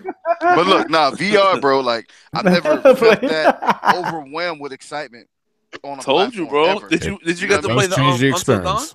Yeah, it's a completely different perspective. Listen, I'm telling you, when you get VR, forget all them other games. Go right into Farpoint. Trust me. Yeah, I didn't get Farpoint yet. I didn't get Farpoint. But I'm just happy with what I'm playing now, though. I'm amazed what I'm doing now. Like, this is the future. This is something that makes you excited for gaming. It's pushing it forward, and I'm happy we get to experience this. I never thought I would be playing VR. You know, it's crazy. Yo, I'm upset with you guys. You know why? Because when I was telling you guys, guys, VR is the shit. I know. You guys were saying I'm not a gamer. You guys call me a fraud. I bought that shit in the first. Well, you gotta admit. Right there with you, Jabari. J-Bar, you gotta admit though, you do ride that pony wave. You know what I'm saying? Even I'm like, God damn, this dude's the king of PlayStation. Like if anybody that tells me who's a bigger PlayStation fan, you or Barry, I'm like, bro, I'm in fucking Little League compared to what you do. I'm not even there yet. I can debate. That's all I can do. I debate. That's what I do. This dude's a PlayStation dude. Well, before Jabari gets into that, look, I am very critical when it comes to play. I don't know how everybody keeps saying I'm overzealous, but I'm super critical when it comes to PlayStation. The ultimate extremist. This dude bought the Vita 5 times in different colors. I ain't there yet. He got me beat. All right, Craig. Craig. Yeah. Your best of PlayStation. Yeah, big for me by far it was Horizon Zero Dawn. Brand new avatar, huge risk. I know Sony had their fingers crossed because Nathan Drake retiring. They really didn't know who was going to replace that franchise. I think they got a real biggest surprise. The game that surprised me the most by far was Hellblade. I just thought that was a technical achievement, and they dealt with a very delicate subject, and they did a very good job on it. All right, awesome. All right, Jay Barry, the best of PlayStation. Puerto Rico. If this is an amazing year for PlayStation on the game front. You had so much diversity, so much variety to choose from. If you didn't like RPGs, which they had an abundance of, you had your action.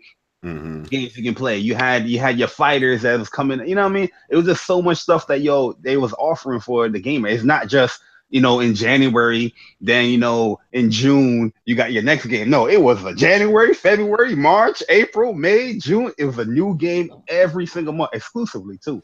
And they came out with a lot of bangers, man. Like Horizon, Hellblade, Nier, The Lost Legacy. Yeah, Lost Legacy was dope. For me personally, I be in RPG heaven, man. So continuing with 2016, I dived right into one. You never seen it come, man.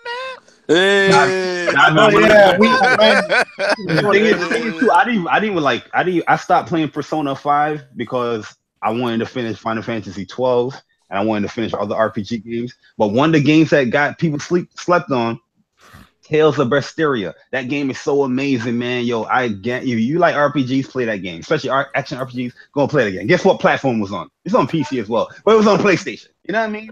PlayStation, they nailed it, man. They nailed it this year. with tons of games, keeping their gamers, they're people that primarily play on PlayStation, or if you don't, busy. There's a lot of people that converted, not even converted, but it was like, yo, I gotta get a PlayStation. You couldn't deny a PlayStation. You know what I'm saying? You couldn't deny a PlayStation this year. Who in their right mind that respect gaming is going to deny a PlayStation this year? You know what I mean? You have to get one. There's too much offerings. It's just a variety, yeah. Like I said, all that shit matters. It does matter. But all right, Kratos. Yeah. All right. Believe it or not. Seen it come. Okay. Hey, I just want to put this out here with whatever Kratos is about to say. He gave out more Xbox. this dude tried to make me lose the bet. I'm just putting it out there. Oh shit! Hey! I tried to help him win the MPD, Rock. I tried. Traitor! Shame! Believe it or not, out of all the content that Sony came out with this year, just hit after hit, like Jabbar and everybody said. I mean, it was just nonstop. They delivered on the VR front. They doubled down on it. We thought, a lot of people say, "Oh, that thing flopped. Nobody cares," and they doubled down on it. So the future is very bright over at Sony, and they have a sense of direction. But the biggest thing about this in 2017 and beyond that Sony has going for it is its executive team. I have had a chance to speak with several of those guys, and if I can tell you, it just doesn't stop. There is no end, and I think this is going to just push us over into the next generation.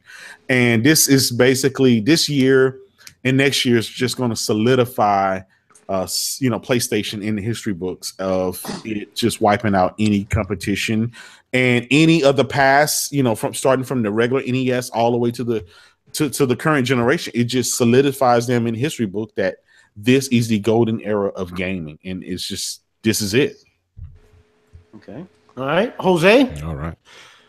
Okay, so Kratos almost took what I wanted to talk about, which is in 2017, you saw in full effect the professionalism that is the Sony front office, starting from Mark Cerny all the way up. You just see how that experience comes into play with the variety, with the chances they take, with the types of games they bring us. And even, for example, Knack. Knack didn't exactly set the world on fire, but it has a sequel. Why? Because they're willing to give it a chance. Look at my game of the year in 2016, which was The Last Guardian. Where I thought that was dead. Yeah. So you see how professional Sony is, and this is, yes, a little knock against Microsoft because they have that experience. Speak from your heart. And we speak about Don Matrix and his regime, but let's not forget some of those guys are still there. So they have a lot to prove. Phil Spencer was given a very, very difficult situation, and he's overall doing a good job. So hopefully they can become humbled and they can see what Sony has done this year, which is overall 2017 is one of the best years for gaming, period. It rivals 2007. So that professionalism, that experience is the biggest thing I took from this year. And you look at Nintendo, how they do it as well. They're veterans. We all know that Microsoft's still the young kid in the block. So they have something to look up to. They can somewhat mimic it. And hopefully 2018, I could be talking about the best of Microsoft. So that's my take. Yes. Nice. Okay. Amen. Hallelujah. Who's next? Ran outdoor. Beat from your heart. Rock's next? Who's next? No, Ran outdoor. It's Rand. Bring it home, Rand. Bring it home. In fact, you got your PlayStation 4 this year, right? Rand, get your pony on. So you came in at a good time. Well, as some of you know, I was a PlayStation fanboy originally. PS1, PS2. Yeah, man. What's up, PS1 and PS2 were my jams, man. Oh shit! Unfortunately, it was you are a pony. Well, no, I mean, he's the man without a home. There was this game that came out called Halo 2, and that was a big game. I ever since then it was like, that's where Halo's my favorite franchise. So, I became more Xbox, focused, and then PlayStation was like, by the way, get a second job and $600 for this system, and it's like, no thanks, I'll stick with the 360. So crazy Ken Shitaragi. In my opinion, that happened a lot. A lot of PlayStation games went to Xbox because of that. Yeah, in my opinion, great. Halo was a phenomenon, and Sony really fucked up with the PS3. The PS4. So I didn't get to play a lot of games that came out this year specifically for the PS4 because I was trying to catch up on a lot of content I had missed out previously. So what I have come to appreciate are the Naughty Gods. Rand, speak from your heart. Last of Us, I finally got to play this year, and it is the best game I played this year, period. Like, I know my Game of the Year list is coming out tomorrow, but Last of Us won't be on it. This is a game from 2013. What's a game from 2013? Can't include in the Game of the Year list for 2017. Yeah. But Last of Us is timeless. It could be included in every Game of the Year. Are the best two games I played this year. Last of Us and Uncharted 4. Naughty Dog are the best video game developers in existence right now. So I'm looking forward to Last of Us 2. And I mean, I'm burnt out on open world games. So like Horizon, I started it, but it's like I need to be in a better frame of mind to tackle a game like that. So I'm put that on the back burner. But I really enjoyed my time with the PlayStation. I played some other games like Until Dawn and Order 1886 and, Nex Machina, What Remains of Edith Finch when it was PlayStation exclusive, Hellblade, which is a game I adore and love. I more got the PlayStation to play the Naughty Dog games, plus God of War and Spider-Man. If you guys didn't see, I did my most anticipated games for next year, and one's Spider-Man, two's God of War. I mean, there's no denying Sony's exclusive lineup is vastly more interesting, at least to me, than Microsoft's. Speak from the heart.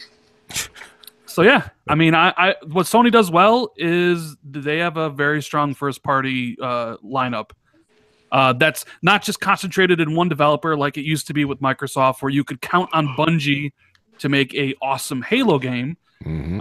Sony's developers are more diverse, and they're all really good. Sure, Naughty Dog is the best, but Guerrilla's really good. Sucker Punch is really good. Who else do they have that my name is blanking on right now? Santa Monica, the God of War game. Polyphony. Japan Studios.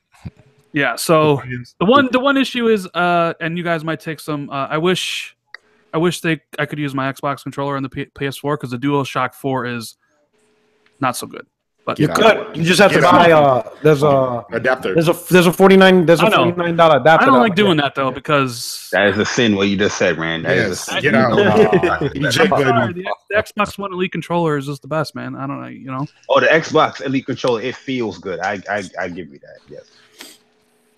But yeah, so that's my stance on Sony. Can't wait to play the games that are coming. It sounds like we just can't wait for Rand's announcement of his Switch. I doubt I'll be high on the Switch like I was on PlayStation though. Rand, quick question for you. Rand, have you tried VR? No, I have not tried VR. Man. Not yet. All right. Rand was a wait. Okay. So Kratos' clause is not finished. So I won't finish until Rand has converted to a full pony. Therefore, no. will be giving him. No. Look, I don't. Kratos' Please don't give me a PSVR. There are other people who are well more deserving than that. I mean, I can shut the fuck up. Dude, I don't like it. I don't like it. We know that. And again, Rand, I've given a lot throughout the year. And this will be my final one for the year. Again, I want to have you. There we go. You made a big investment into the PlayStation ecosystem. You seem to enjoy the games, and I don't think that experience will be complete without having a VR. Therefore, you will be getting a PSVR. Woo! Congratulations! You heard it first, people. Yo, Rand heard it first. Yo, motherfuckers drug dealers or something? You know? They got money.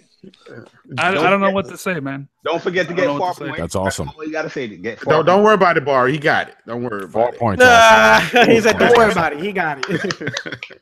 You know what? I want to say this final thing, to anybody out there, guys. If you have a PlayStation, then you already, you already have a great experience. If you have a Nintendo, you already have a great experience. If you have the Xbox, you have a good experience. But guys, you have to try VR. You have to try different gaming experience. It doesn't matter if you're a Xbox guy or if you're just just one of those casual gamers that just play 2K and Madden all the time.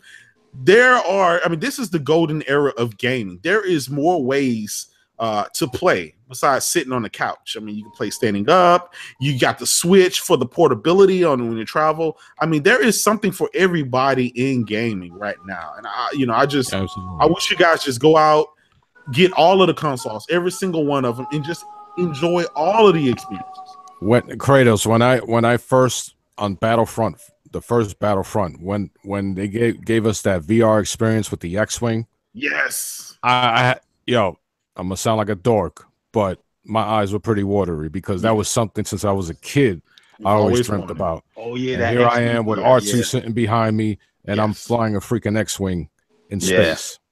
Yeah, I did a live stream of that. Bro, the first words that came out of my mouth when I put that headset on was, "Oh my god." Yo, did any what I mean? did any of you guys play Rigs yet? Yes. Yeah, Rigs is dope. We need to get online and get on that. Got me rig. sick though. That joint is. I can't play Rigs, bro. I threw up twice on that. Yeah, it got me sick. What way did you play Rigs? Was you playing it that you had to turn your head to turn, or did you play it with the controller? You can change. Bro, I was turning on my head, bro. I said, you again. change it to the controller. 30 minutes is all it took me to go. Yeah. Same with Drive Club, man. I had to like really concentrate and look at the road. Yeah, when I was playing Drive Club, I'm still waiting for that game to make me sick. Like I've been playing like all the fast paced joints. I'm like, I don't feel. Yeah, here's the thing about it, Bari. Like, there are a lot of people who can't handle just regular 3D movies.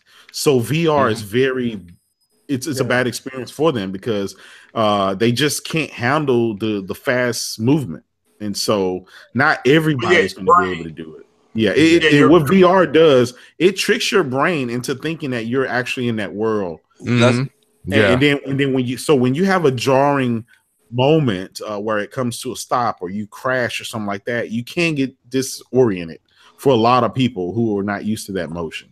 Yeah, because my brother this weekend, he just came back from the army, right? Mm-hmm. And he was playing. I let him play Farpoint, and he was like, "Yo, I don't like this because I can't turn."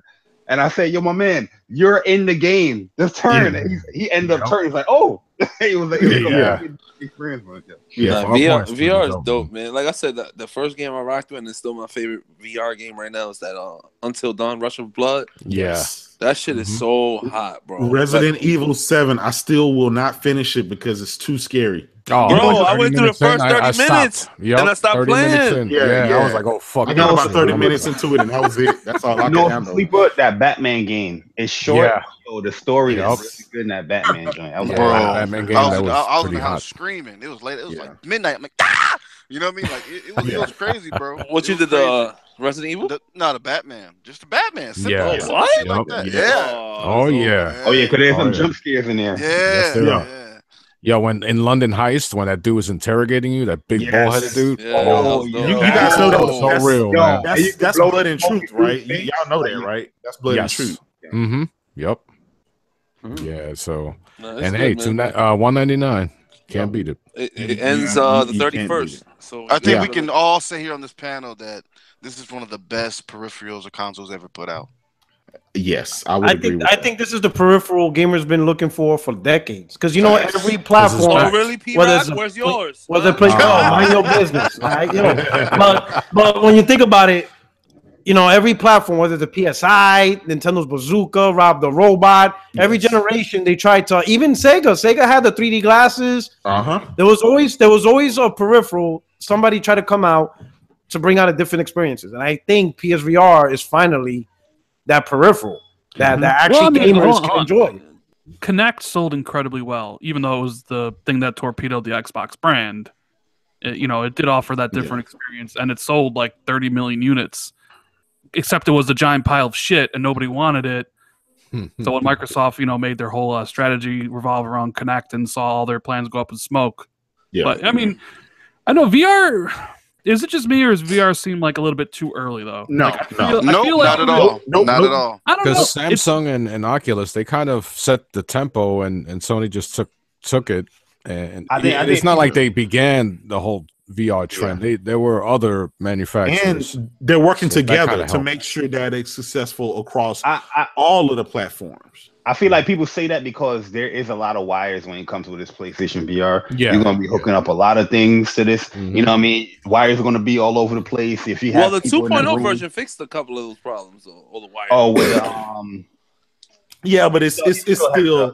It's still a lot of thing. wires, It's bro. still a tether. Now here's the thing, guys. Okay, even when the next iteration come out, let's say this thing is wireless, you're still gonna have to be careful because you are moving in VR. You can't see outside, so you have to have something to tether you. If not, you running you busting your nose.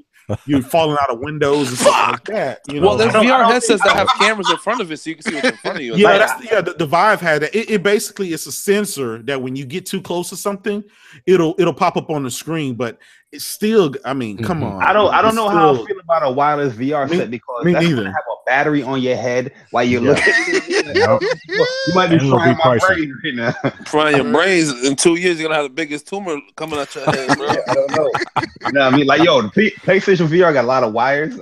They could mitigate a little bit of some of those wires, but it's fine. But look at the future. What if we get like a haptic vibration feedback? That'd be crazy. Yeah, You know like what when I you mean? get shot. Oh, it hit you. Yeah. I mean, that's that'd be what crazy. we play games for, to be in that world. So why not get there even closer with VR and a vest? Yeah, VR is a different way to immerse yourself, and if you want to really escape, I mean, this is like the ultimate. And we're not way saying this to gas it. escaping. We're not getting paid by Sony or nothing. When I say this thing is fun, it's fun. Porter Rock, you're missing out. Use that bread. There are some trash. Yeah, use that money. There are some trash games on there. Avoid Robinson: The Journey. That game is trash on VR. It looks good though. It looks great. Yeah, it looks really good. Yeah.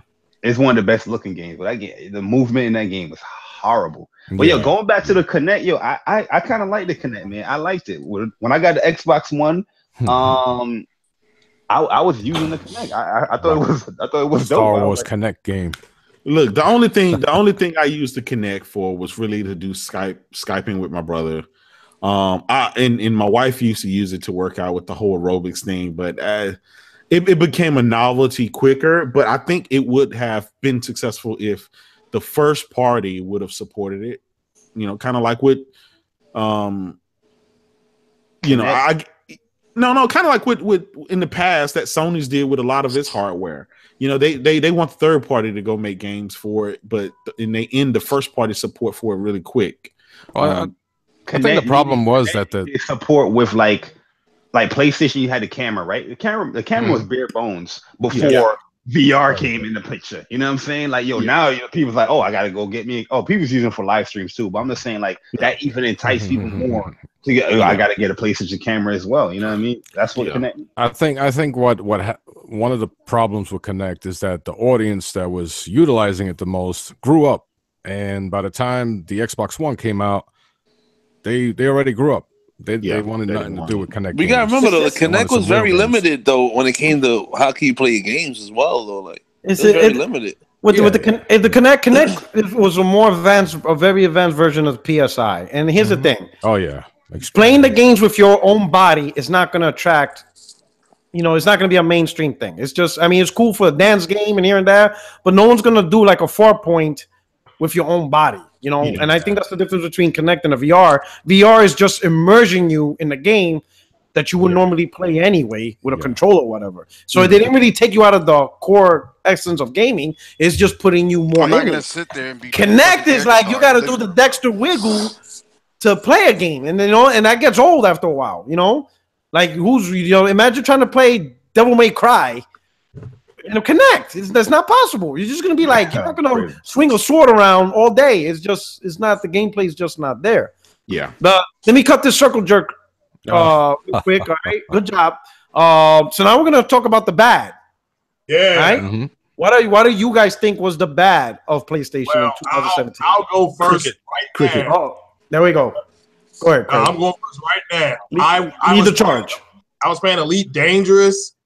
on the PS4, and I went to go buy Horizons, and they still want $29.99, and it's $14.99 on the Xbox. So man, look, Sony, that is dog shit. You better match that price. That is dog shit. That game has been out. That game has been out for almost a year, and you're charging $29.99 for DLC. Dog shit. Okay. All right. Anybody? All right, Alex. Yo, bad. We'll start with Alex. Bad shit. I'll say the lack of release dates for these games that we supposedly getting for 2018. It's true. Like I want release dates. I want Alex is looking at this guy still talking about 2018. You can't keep it 2017 for no reason. Those announcements were made this year. How many times we see those same trailers? I'm not trying to knock it, but damn. I want some release dates. I can say, I'll say all this. day. Yeah, go ahead. Even though I was a fan of everything they showed at E3, more than any other platform, it still was a lackluster show. Period. Yeah. No, I'm not trying to take away the credit from the games because those are the hot fire of next year. But honestly, bro, Sony had a phenomenal year. There's nothing to say. I will say in regards to their PlayStation Plus, I was kind of hoping that they would incorporate PlayStation Now into that might be on the horizon next year. It's happening. So I'd be willing to pay an extra $10 per month if PlayStation Now is included. Yo, can I go? If that's a separate option, like you can have PS Now Basic or PS Now Advanced, PSN plus or some shit. Yeah, plus or some shit. Then I could go with that. Can I go in real quick? All right, go ahead, go in. Can y'all listen to my list? Can y'all hear me lispfully? All right, yes. Preach on. This nigga said lispfully. Speak from your heart. Yeah, I'm gonna speak from the heart, bro. I'm gonna speak from the heart. Respect gaming. But yo, check this out. As much as PlayStation had a great year, they also messed up on a lot of things. Their update this year was horrible. I don't know what the hell they was doing with that 5.0 update, but that junk was trash. Get that out of here, yo. Especially when I write you PlayStation, when I write you on Twitter, and when I go to the forums and I tell you what you need to do for your updates, listen to me, okay? I don't care about the name changes, but yo, streaming is a big thing. You need to add some more features with the streaming. Add some where we can like customize some overlays on our natively on the console. Instead of having that big ass black bar with the chat right on the right side, I don't want that on my stream. Let's maybe put the overlay and all that stuff in there. That's just a little gripe of mine. Anyway, update was bad. PSX, you ended off that year horribly with that conference. That conference was trash. You came out here with your arrogant asses and you didn't even give us no release date. My man Alex said, yo, where's the damn release date? Finish the game, Corey. Give us a damn release date. You know what I'm saying? That jump was trash, man. I'm sorry, guys. I'm sorry. You know what I mean? I know how PSX is. It's a different experience when you're actually there, but as somebody viewing it as from a stream, it wasn't. It was bad.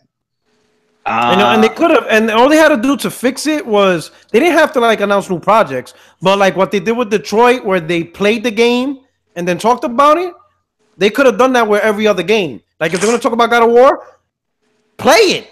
Show us that it's playable, and that's something gamers are used to because that's what a lot of gamers do. They go on Twitch, they go on Mixer, they watch gamers play games. If they would have done that with every game they talked about, I think the stream would have been fine because we would have been seeing gameplay of the games we're waiting for. At least that. But they didn't even do that shit. Yeah, God of War would have been kind of tough though because they already showed it twice, and it's a story-driven game. Show us a new version. Show us a new version of the old stuff that you showed. You know what I mean? What has changed? You know what I mean? They talk about how the dialogue with the kid had lowered down because everybody's complaining that the kid talk too much now. You know what I mean? Show us that at least. I don't know. Well, hell, the Detroit was the demo that they played was the very first thing they showed back in 2016, if you remember. Yeah, when they unveiled Detroit, it was that very portion that they unveiled, but it was just a video. It was just footage. Now they actually played it. And just showed us a little quick glimpse of God of War, him, ripping somebody's heart and shoving up somebody's ass or something. That's all they had to do. And everybody be like, yeah, and that's it. We would have been good. Exactly. And then they're gonna play the game, and Kratos dies, and you play as the kid for the rest of the series. Oh, hell nah. That shit's automatic. Ran. Get out. They do that. They trying to give us these Halo VR, You know what? My man J Dub just took back his VR. He's like, you fucked this Yeah, up. there you go. I'm gonna send him a picture. What I'm saying is very That's well. so sacrilegious. That's why it's called God of War again and not God of War 4. This is an origin story for the kid, not for Kratos. Yo, that's automatic L, bro. That's automatic L. Let me address right now. I'm kicking you right in your shin. Why do you think it's 20 hours? You're gonna play 10 hours as Kratos. He's gonna die, and then they're gonna flash forward to the kid avenging his dad, setting don't let up me see your face. Baldur and Odin and all the Norse. I'm gonna set you on fire, nigga. Imagine Kratos dies like within the first hour. Oh my Yo, Hey, I'm injecting the disc. Listen, I'm changing my name. Everything. Better not Master Chief us. They better not Master Chief us. Yo.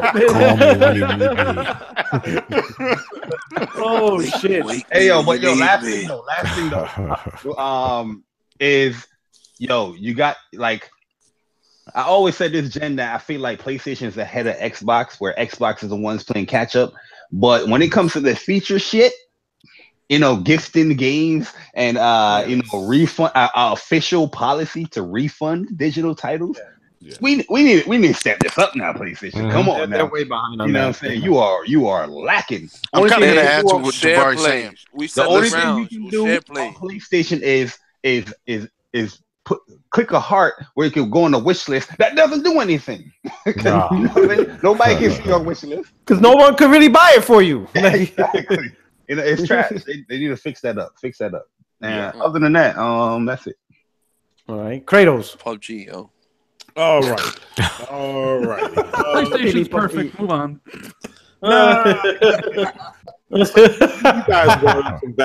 You guys brought up some valid points. As well as they did this year, they're claiming that next year is going to be even better. Now, what I would like them to do, I would like them to do what they did last PSX. So upcoming, I want them to lay the future cards down on the table again and show us the next 2 to 3 years of games. They've already showed us what's on the pipeline right now, but now that we know that that's coming and a lot of those titles are actually coming in 2018, now let's see what's coming in 2019 and 2020. That would probably. That's not really the worst of 2017, bro. Yeah. Like you didn't come on. Okay, I have no worse of 2017. So Rambo's right. PlayStation perfect. Move on. This is what I have to say. Their external hard drive support is pretty horrible when it comes to like transferring your games. That shit is retarded. Like I don't know who designed that, bro. When I switched everything from the Slim to the Pro, I backed everything up, plugged it in, no data. And you still had to download. PlayStation takes forever. It's pretty easy because you got to go. I gotta show you the actual steps. Hey, real quick question. So if you plug in, if you take the hard drive and you plug it into the Pro, it doesn't recognize it? No. This is what he's saying, and Bar, maybe you know the fix for this. Because on Xbox, the same thing happened to me, right? Let's say you're switching from a PS4 to the Pro. You back up all your data and everything on your external hard drive. Then you deactivate the Slim, and then you plug it into the Pro, and you go through the steps of restoring it. It unlocks your licenses and everything, but the actual games, you have to download them again. I downloaded all X amount of games, bro. It was ridiculous. So what were you transferring over? Were you transferring the actual games? Or you just game data? All the games. Well, you transferred it to the external, then external to the. Yep. No. Just I want all my games from the Slim on the external. I want to port them all there, and then when I plug it into the Pro, have it available right when I plug it in because they're already on the hard drive. No, it's not. It's not going to do that. It's not because. Yeah, I think every format, every format's every PS4 you plug it into. On Xbox, I could take my hard drive anywhere and plug it in. Games is ready immediately. You know what I mean? So they need to get on that shit. That's ridiculous. What up? Hey, yeah. Somebody in the chat had a question. He wanted you to talk about your L poll you had up on Twitter and who won and who came in line. So basically, I had who was on that poll? I think it was who took the biggest L of 2017. It was Omega. K Mega, L Mega. We ain't gonna give him the K pride anymore. It's L for life. Yo, what did El Mega do this year to get the? I call him. What isn't he doing? What doesn't he do? I heard some of the podcasts. He was saying some crazy shit. The dude motherfucker sells hay. The dude argues 30 FPS is better than. Bro, he gets into an argument for anything. He said that he thinks Microsoft is gonna work with Ed Boon to make a Killer Instinct Mortal Kombat crossover. Yeah, bro, give me some water. Like he makes yeah, like freaking what is it? NetherRealms is gonna make the next Killer Instinct 2. Like what? Like why would motherfuckers do that? That dude drinks soap on the regular. Alex, I call him Que Mierda. Oh man, Que Mierda. Man, wow, that dude's like. All right, Jose, worst of PlayStation 2017. Oh, I already said it was the PlayStation now not being incorporated into PSN. Okay, but I do agree now that with some of the hardware aspects of it, transferring data and having a speedier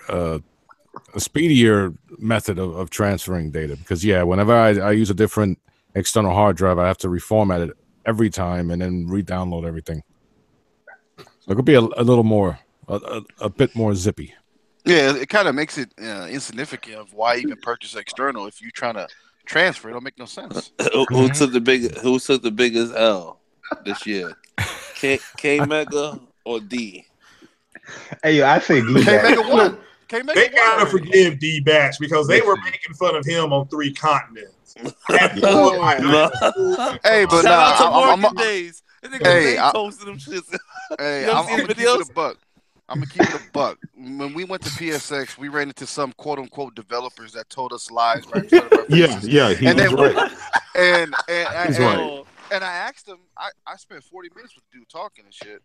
Come to find out, he's a temp worker, only working for the event. After that, he's back to working his 9 to 5. So, so I mean, they have people in place just working the booth. They're not all developers. So, whatever that dude told D, he probably wasn't working for that company. He was just there working the booth. It's a big difference. So he was talking shit. Yeah. So he was playing him. He got suckered by a dude. Yo, but all that you see what you did there, you kind of distinguish that this guy is not really like a major developer. This guy was going off saying like, yo, he spoke to devs and Ubisoft. You know what I mean? Yeah, but here's the thing though. But look, from the outside looking in, I thought he was a dev. But he wasn't. Yeah, because I was there and we like he said, we talked to the guy, and the guy does let on like he is a developer, and it's like, hey, this guy is this, and so I could see that, you know what I'm saying. But then when you meet him outside for a smoke break, and then he lets you in on the real, then you're like, okay, no wonder because he wouldn't have known that guy was not the actual developer, because we did talk to actual guys who are developing the game. We have talked to real developers versus guys that are just hired guys for the company just to show up. The only reason I know that is because I seen one of my boys that was working the booth. I know him personally, and he was working the booth. I was like, what the fuck you doing there? He's like, oh man, my homie hit me up and tell me, you want to make some extra cash for the weekend? I said, yeah. And he was there working the booth. The Ubisoft or whatever X company you're working for, they tell you what to say, how to answer it, and that's it. Yep. Them niggas went to D and started lying. This nigga want to hear anything. He's like, he's eating this up. Let me keep going. All right, so Rand. Your man was shaking his hands and everything. Hey, Rand, so worst of PlayStation for you in 2017? Well, if you listen to other people like other Xbots, right? Because that's what I am, according to some people, they would tell you that the power of the PS4 Pro isn't as good as the X, but I never said anything about that. I don't care. I've never made that comparison. So that's a wash for me. Now this one's for Jay. You know what's the worst about PlayStation? That GT Sport Metacritic versus Forza. Boom! Boom! Eject button. That's a running joke between me. Yeah. Oh man. You know what? GT Sport did take an L, bro. When I got outsold by Forza MPD, that's an L, bro. That shouldn't even make top 10. That's an L. That's an L. It didn't get out. It took up the defense. It's an L. At MPD. At MPD. At MPD. I'm talking MPD. Nope. It took an L, bro. It did not. Forza was number 10. It was from number 10. GT was number 11. That's an L, bro. All right. Gotta take that. Oh, that's them. He put his head down. All right. GT, he's like, damn it. He's like, I'll take it. but I played in VR, so I don't care. No rice and chips. Yo, even I was shocked. I'm like, man, we ain't gonna hear the end of this shit. I was like, yeah, let me log on for Twitter right now. It's gonna be hot up in here. I'm like, in reality, the worst of PlayStation is probably.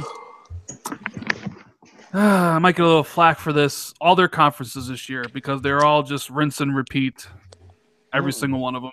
Like they had like Ghost of Tsushima to 1. You know, the E3 was basically E3 from the previous year. But Ghost of Tsushima came out. When was it? Paris Games Week. Right. I'm saying all of their press conferences this year. So E3, Paris Games Week, PSX, we're all basically the same press conference. Not really, because it mixed a little bit of old with the new, though. Like Microsoft medieval. didn't give you nothing, though. They give you controllers. Hey, I told my Xbox. I think Paris Game Week was probably the more unique of them, only because of the focus on VR and the indies, like the Hong Kong Massacre indie. Oh, yeah, and what Microsoft had, though, I'm trying to figure that out. Man, we don't talk about Microsoft. It's Sony. I thought you said was the basically no release dates for any of the games, right? I know. I'm talking shit. Yeah.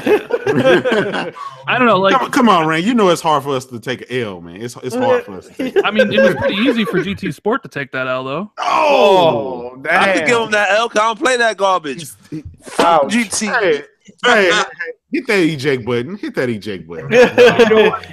Y'all know how I feel about racing games. That PUBG, my nigga. Yo, that's a GT Sport is life. Yeah, that's a completely different game now. Yeah. Look, people complain they whined about not having offline mode, not having the standard GT mode that was in the rest of them. They fixed all of that within a month. So there is no excuses and there's no more complaining. There is an excuse. No, what's the excuse now? Listen, okay, if the developers of PUBG did the same thing for PUBG right now that GT Sport, that Polyphony Digital did for GT Sport, then this game here will be great. It'll be awesome, but it's not. These guys delivered what they promised. There's a difference, though. PUBG is actually fun. PUBG is fun, bro. Listen, that's the show. You know what? You disqualified anyway. Eject you don't like any racing game. I'm the host of the podcast right now. 60 frames, no lag, Kratos. Hey, for them dudes in the comments saying that PUBG is shit, don't hate. Listen, it's fun. I'm loving it. It's a good game. My man's driving around with no driver. We're gonna have the best version. You see that, right? You showed me that video, I died. So Alex was like, "Look at this shit. This fucking car driving around is not a fucking driver." I got a better one today. His Jeep disappeared while he was floating in the air driving around. PUBG is mad fun though. I ain't even going. Bro. It is. It's addicting and it's fun game playing with the friends. It is. Again, I've been playing it on. I got about 70 some hours now on the PC version, and maybe about 10 on the X. But at the end of the day, it's a fun game. Yes, I understand it's fun, but at the end of the day, I still say, guys, they overhyped this game on the X. $500, the world's most powerful console, and then they released the game running 14 frames. That is. So it's kind of hard. Well, what you mean by hype? You see, I got to kind of Sony. Hey, we're on Sony. Sony worst. Listen, we gotta make it interesting. We got to make it interesting. This podcast got a little Xbox. On a more serious note, this isn't so much like a Sony thing. It's just more of like what I see. The whole fanboy stuff between PlayStation gamers and Xbox gamers, like the people who take this shit seriously and go at each other back and forth. Crab gamer. The That stuff makes me ashamed sometimes, man. I ain't gonna lie. I just do it the troll. I just put on my troll jacket. Well, there's a difference between trolling. I'm talking about the dudes who live and breathe stuff that I see. They analyze everything. The death threats. Yeah. Like I know some people think Jay is a troll because I saw that stuff come across my timeline. I just shook my head. But like there are some people out there, I've gotten sent my own head on top of a dude boning Phil Spencer. I get sent that sometimes, like the porn stuff or whatever. But there are some like I don't like the whole like the people who take that shit seriously to their core. Not the trolls. The trolls are funny, but the dudes who live and breathe Sony and live and breathe Xbox that go at each other. People are sick. It's pretty. It's terrible. Sick. Yeah. No, there's some delusional ass people out there. I'll give you that. Like, I've gotten people call me nigger and all. I'm like, the fuck is wrong with you? Here's the thing about it, guys. Okay, everybody knows that I troll to try to get a reaction and get Twitter popping. That's basically my only job on Twitter, to do that. Right. And guys still will see me do that and still go and back and freak out and have this panic attack and then DM me death threats and everything. It's like, dude, I've been doing this for a year now. You know what to expect from me. Right. The worst is like when you actually tell them, like, yo, man, I'm just and dudes are still the worst thing I ever got was a dude sent me if you better stop talking about Xbox or you're gonna end up like this. It was like a body in a some ice in a bathtub. But half the dudes that talk like that, maybe some scrawny, skinny delusions. Oh yeah. Boogers running down their nose ass niggas like, get out of here. Bro. I call them basement dwellers. Matter of fact, there's a dude on Twitter. His name is I'm gonna drop his name too. Truth Shot Gaming. This dude, I don't know what this dude got butt hurt where he's threatening me, right? So I'm like, you gonna throw them threats at me? Come and meet me, right? Mm-hmm. This dude ended up reporting me on Twitter. I was blocked for a week while he was just talking pure shit. Now I'm like, yo, this dude think he's slick, man. That's what. Now when he comment, I know I just ignore him. 'Cause I know this dude is a lunatic. You know what I mean? But yo, it's crazy, man. But one thing I do hate, and this for anybody that's out there, even if you're in the comment section, I troll my friends. So all these guys that I'm trolling, that I'm having fun with, they're literally my friends. They're the guys that I talk to every day. We DM each other. We have fun. I don't want you to go and start a fight with them or try to do something disrespectful or Photoshop their picture or anything like that. That's not what I'm about. That's what I really is distasteful, and you'll probably get muted or blocked by me if you do it. I only do this with the people that I'm comfortable with of doing it. I don't do it to just random people. Yeah, I had one guy tell me he'll buy my house and make me homeless. Yeah. And so I told him, hey, if you want to have lunch and go over the numbers, I'm more than willing to treat you to lunch. Right. You can tell me to my face. Yeah. Of course, he blocked me after that. His name is Mooch, by the way. Same thing with Tim Dog. Tim Dog lives like 15 minutes from me. I said, hey, buddy, we can meet up and have a nice chat. But he blocked me delusional, man. Hey, listen, Randolph, I know these are your peoples. I want to ask you a serious question, though. Is that dude Crap Gamer really like that? Like, away from cameras and shit? It can't be like that in real life. He doesn't know. Well, the only one I know in real life is Tim. So,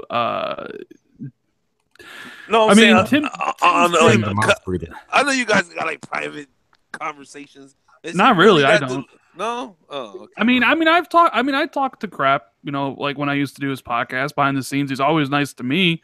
There is a little bit of what I would call a persona he uses.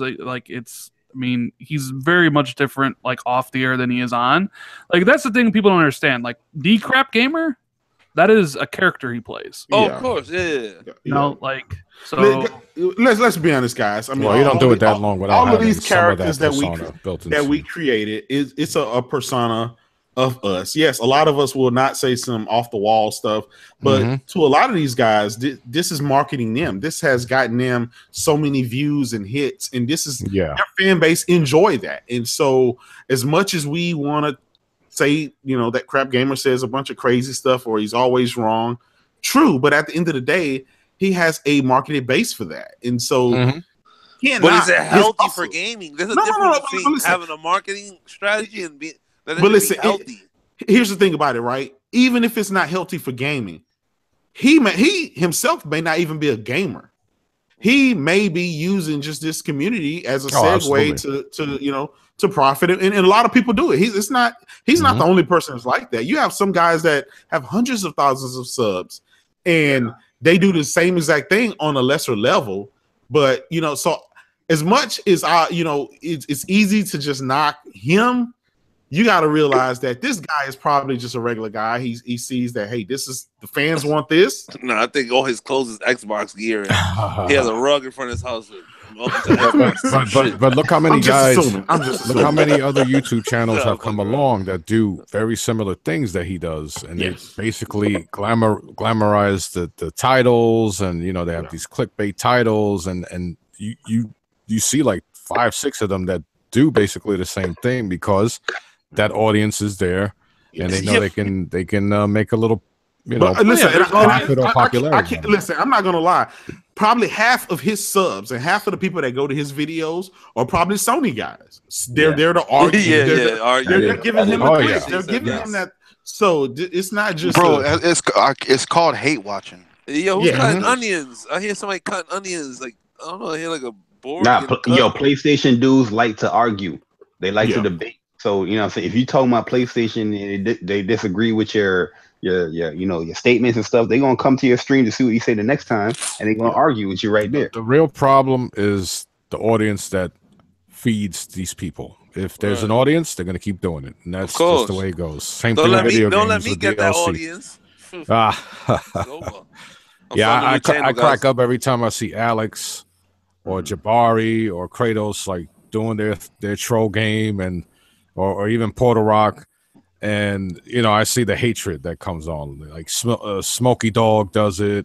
I do it every so often, and it's fun in games to us. Hey, I can easily jump in. Work, we at work, and just to be like, all right, who's gonna bite? What Twitter fingers are gonna come out today? I keep telling people. I'll wake up in the morning, I'll start a fight with somebody, and then I'll go off, and then I'll come back after a meeting, maybe at lunch, and check out, and then Twitter is lit. All because I started something early in the morning, and that's cool.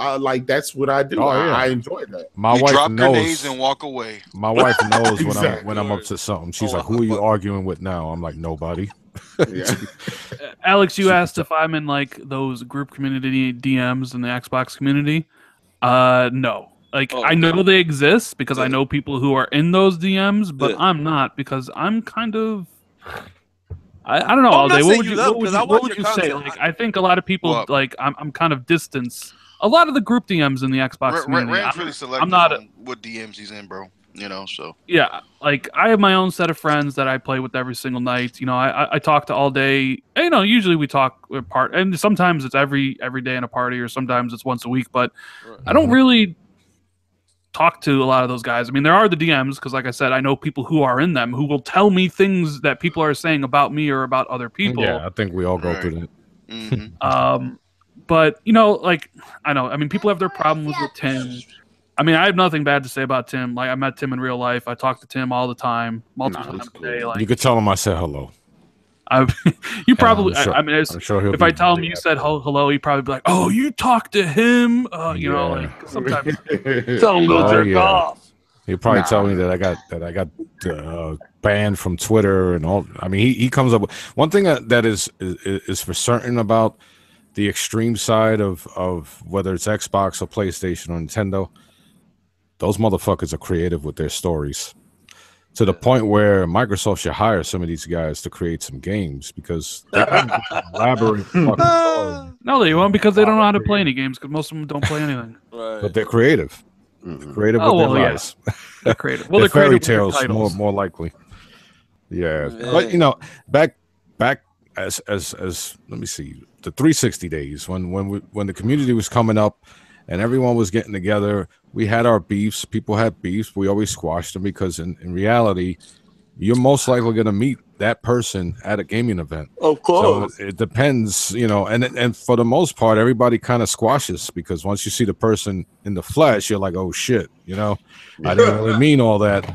And then everybody. I mean, face to face is a different story. I'm gonna beat the shit out. Yeah, well, yeah. For the most part, everybody's like, all right, cool. Sorry about that. Blah blah blah. They get along.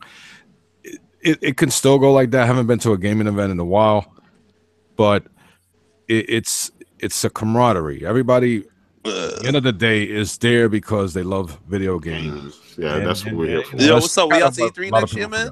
Let's set it up right now before the year begins. We out? I haven't gone to an E3 yet. Me neither. I've never been to one. What's up? We out? Yep. Alex, didn't you run into Tim at New York before you traded in your ex? I never ran into him. They said he was there. I didn't even know what the hell he looks like. He got a picture with this dude, Aaron Greenberg. That shit was hilarious. I don't even know what Tim Dog looks like. All I see is there's probably a billion pictures. Yeah, of that people have either created or photoshopped with his face on something. Yeah. You'll hear him because he's a big mouth breather. But that's not the guy that whistles on the hey, come on, y'all gotta lay off my boy. That's my boy. I can't hear y'all on my boy. Hey, he fucking literally spent 8 hours like arguing with himself. I woke up in the morning. I'm like, holy shit, he's still going. So I was like, relax, buddy. Listen, if it's one thing I can say about him, man, is he's very passionate about Xbox. He's been an Xbox ride or die guy, and that's not going to change. And I can respect that. Oh yeah, I mean, we all choose our sides, so we got to protect what we love or like.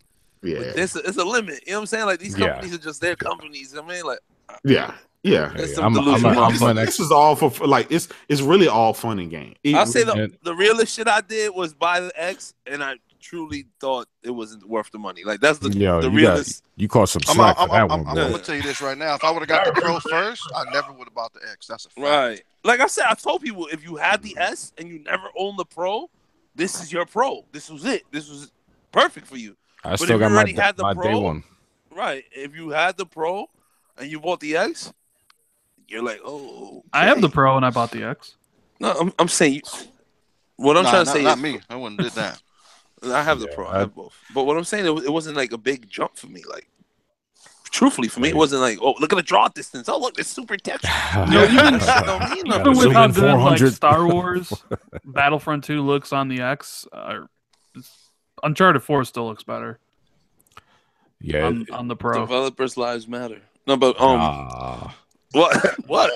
You say that, dude. Listen, at the end of the day, I keep telling people that the X is for the guys who are already in the Xbox ecosystem with the X and the OG. That's what that is for. Upgrade. That is their Pro. Mm-hmm. Now, if you're in the Sony ecosystem, you either stay with the Slim or you went to the Pro. That's it. There is no moving in and out. That it's just it defeats the purpose. And both Sony and Microsoft stated very clearly that these particular devices are for a niche market. Yes. Yeah. So, and it's very evident by the price point. So, yo, did the XL don't tell that to the people I bet against. Yeah, I know, man. Wait, hold on. Let's talk about did you collect yet? No. They playing you like a sucker. They went on vacation. Here's the reality. There's always, when you bet on the internet, there's always. I knew I wasn't gonna lose no money, so that I already knew. You know. Yeah. But here's the truth. He talks about Here's the truth. Here's the truth. Here's the reality. $60, $20, a penny. Oh shit, Bitcoin. Here's the reality. Whether it's $1 million or a penny, it's not really the money that I care about. They could never come back to me and say I only say things on some fanboy bullshit. Right. Because there's no way I could be consistently right if all the comments, all my predictions are based on fanboyism. You can't be right if your shit's based on fanboyism. And that's their problem. Their predictions. My prediction wasn't because I was afraid One X is going to outsell the PlayStation 4. I don't care if the One X outsells the PlayStation 4. It's not going to change my enjoyment of the console. Right. I was being realistic with the expectation of price and how console gaming has always been. It has nothing to do with PlayStation, me being a PlayStation fan. Right. That's not it. I don't care if Xbox outsells PlayStation. How is that going to stop me from enjoying Spider-Man, God of War, Neo? It's not going to do nothing. At this point, there is nothing Microsoft can do that's going to change the content that's coming to PlayStation. Yeah. So I wasn't saying Xbox was going to get outsold because I'm a fanboy and I'm going to say screw Xbox. That wasn't it. It had nothing to do with that. You know what I'm saying? So it's not so much the money, but whenever they come at me, I'm always going to be like, listen, at the end of the day, I took your shit. You can't take mine because my shit's not based on fanboyism. I was actually logical. I even explained it to them. I even broke it down. They weren't trying to listen to me because they thought casuals actually cared about God rays and fucking downsampling. I'm like, they don't know what those terms are. Exactly. Like, think about it. The very casuals that you guys say don't really care about God of War, Horizon Zero Dawn exclusives. They only care about Madden and Call of Duty. You think these same casuals know what the fuck a God ray is? They don't know what that is. They don't care. All they see is I could get Call of Duty for $199 and play with my friend who owns a PlayStation. Mm-hmm. That's it. And that's what I've been trying to tell them. And guess what? So whether they pay me or not is not really so much. But what I got much more is anytime they come at me thinking I'm talking delusional, I'm going to just remind them that, hey, last I checked, you motherfuckers owe me. So shut the fuck up. Damn. And that's it. I will always hang that on their heads. And that's priceless. Yeah. There's a YouTuber that kind of exposes the whole story. It's like a 43-minute video. Oh, I'm gonna show him. I'm gonna post in the link. Morgan Days, check his shit out. This kid he's funny, man. Yo, he broke it down like a documentary. He broke down that whole situation and made these dudes look like the only slime balls, bro. You gotta check this shit out, bro. This video's epic, man. Yeah, you know, it's all of us here. We love gaming, so you know, when me, I'm like Captain. Out of all people, Crap Gamer once called me an extremist, and I was cracking up. Oh man, that's hilarious. The fact is, I came up through Xbox. When I was an Xbox MVP for 3 years, I was, you know, the biggest cheerleader. I didn't over exaggerate. When they flew me out to freaking the Microsoft campus a few times, I didn't go around cheerleading the brand. I genuinely loved the brand, and when I saw that they were taking a wrong turn and things were going differently, I spoke up. And especially when the Xbox One came out, people were like, "Yo, what are you doing? Why are you bashing this shit out?" I was like, "What do you mean? I spent $500 and I expected it to be a certain way, and it's not." Did they vote you out of the MVP program? Well, they booted me because this is weird. Remember in the 360 Twitter came out, the Twitter app? Some of the bigger websites were already previewing it, so I was like, oh, I guess we can talk about it. We weren't supposed to. And so I put a picture up. I said, hey, I'm uploading this from my Twitter account. I'm from my Xbox 360. And that's when I got booted out. Oh, yeah, because all the MVPs sign me and Godfrey. Right? Yeah, me and Godfrey from Gamer Tag Radio. So they kicked him out. Yes, so because you guys broke NDA, they take that stuff pretty serious. Because it was like bigger web, IGN, all these, and then Eve told me, well, the bigger websites have permission. I was like, all right, I fucked up. I'll take it like a man. So for those who are probably in the chat, I don't know, or listening that think I'm like Captain fucking Ruby Vest, my origins are from Xbox, and the reason why I'm so tough on it is because I expected it to be a certain way. And yeah, it's basically like, yo, you could do better. Get on, you know, get back on the ball. Do better because you can. I've seen it, and right now they still have a long way to go for me. So that's where I come from. Put it this way, you never bet on green. Oh man, this dude right here. Hey, Alex can attest. That time we were at the Connect event, we were chilling with Aaron Greenberg, right?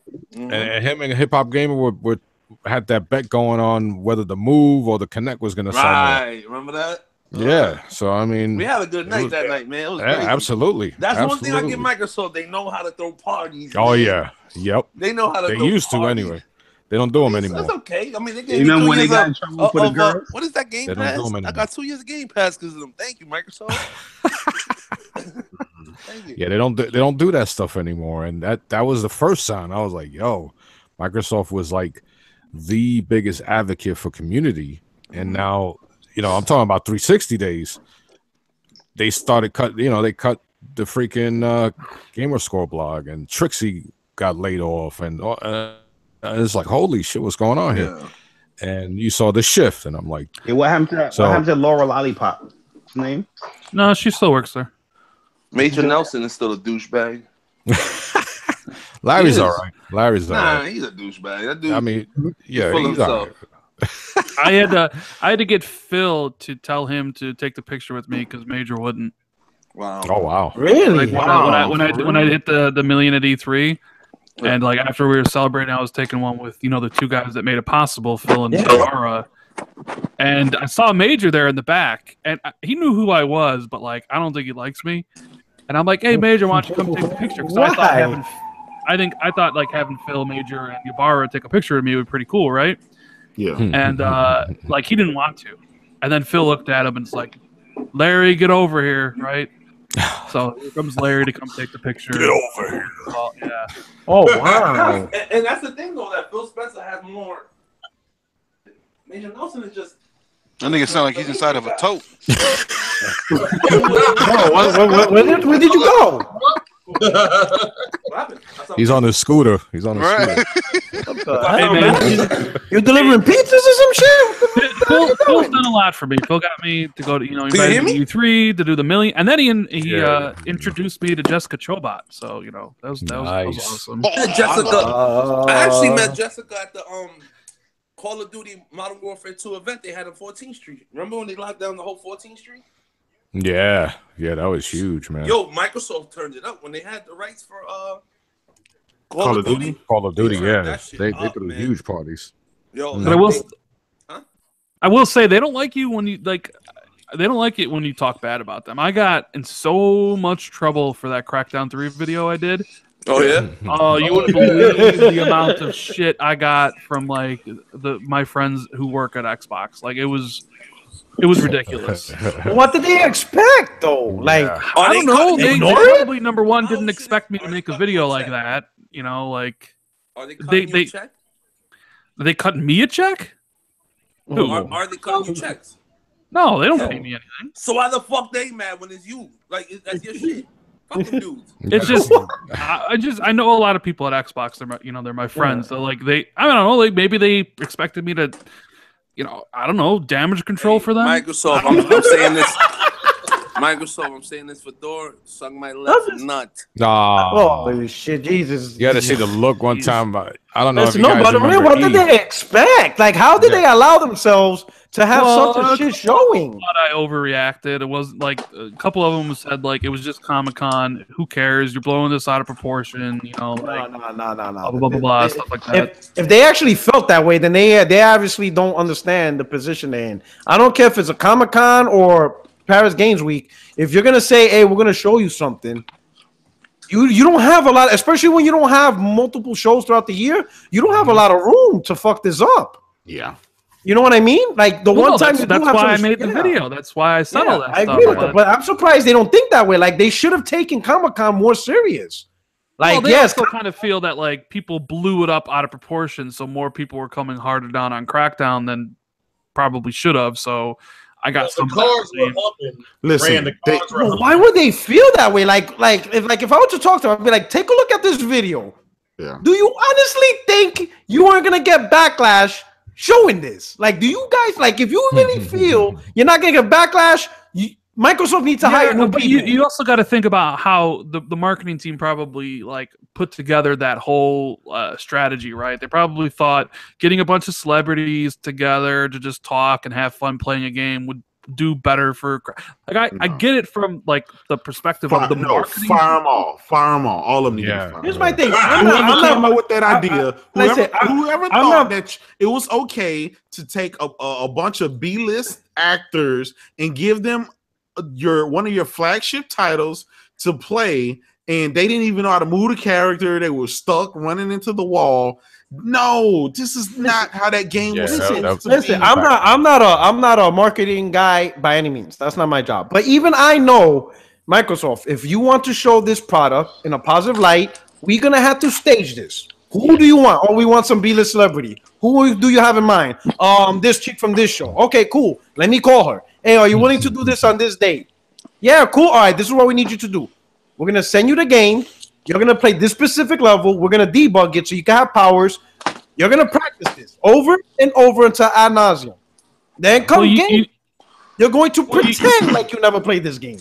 We're gonna make this game look like a movie for the world to see. They did learn their mistakes because after that happened, they started up the whole Xbox Live sessions on Mixer and Twitch, where they would have celebrities play the game, but they would also be flanked by 2 people from Xbox or the person's like marketing team. And if they were having trouble, then the other person would play while the celebrity talks. So they actually learned the lesson there. So you could still have a celebrity play the game. Sony, they stage their shit, but maybe Sony, because they have experience from the movie studio, so they know how to make shit look Hollywood. But they stage everything. The Detroit gameplay, that shit was not random.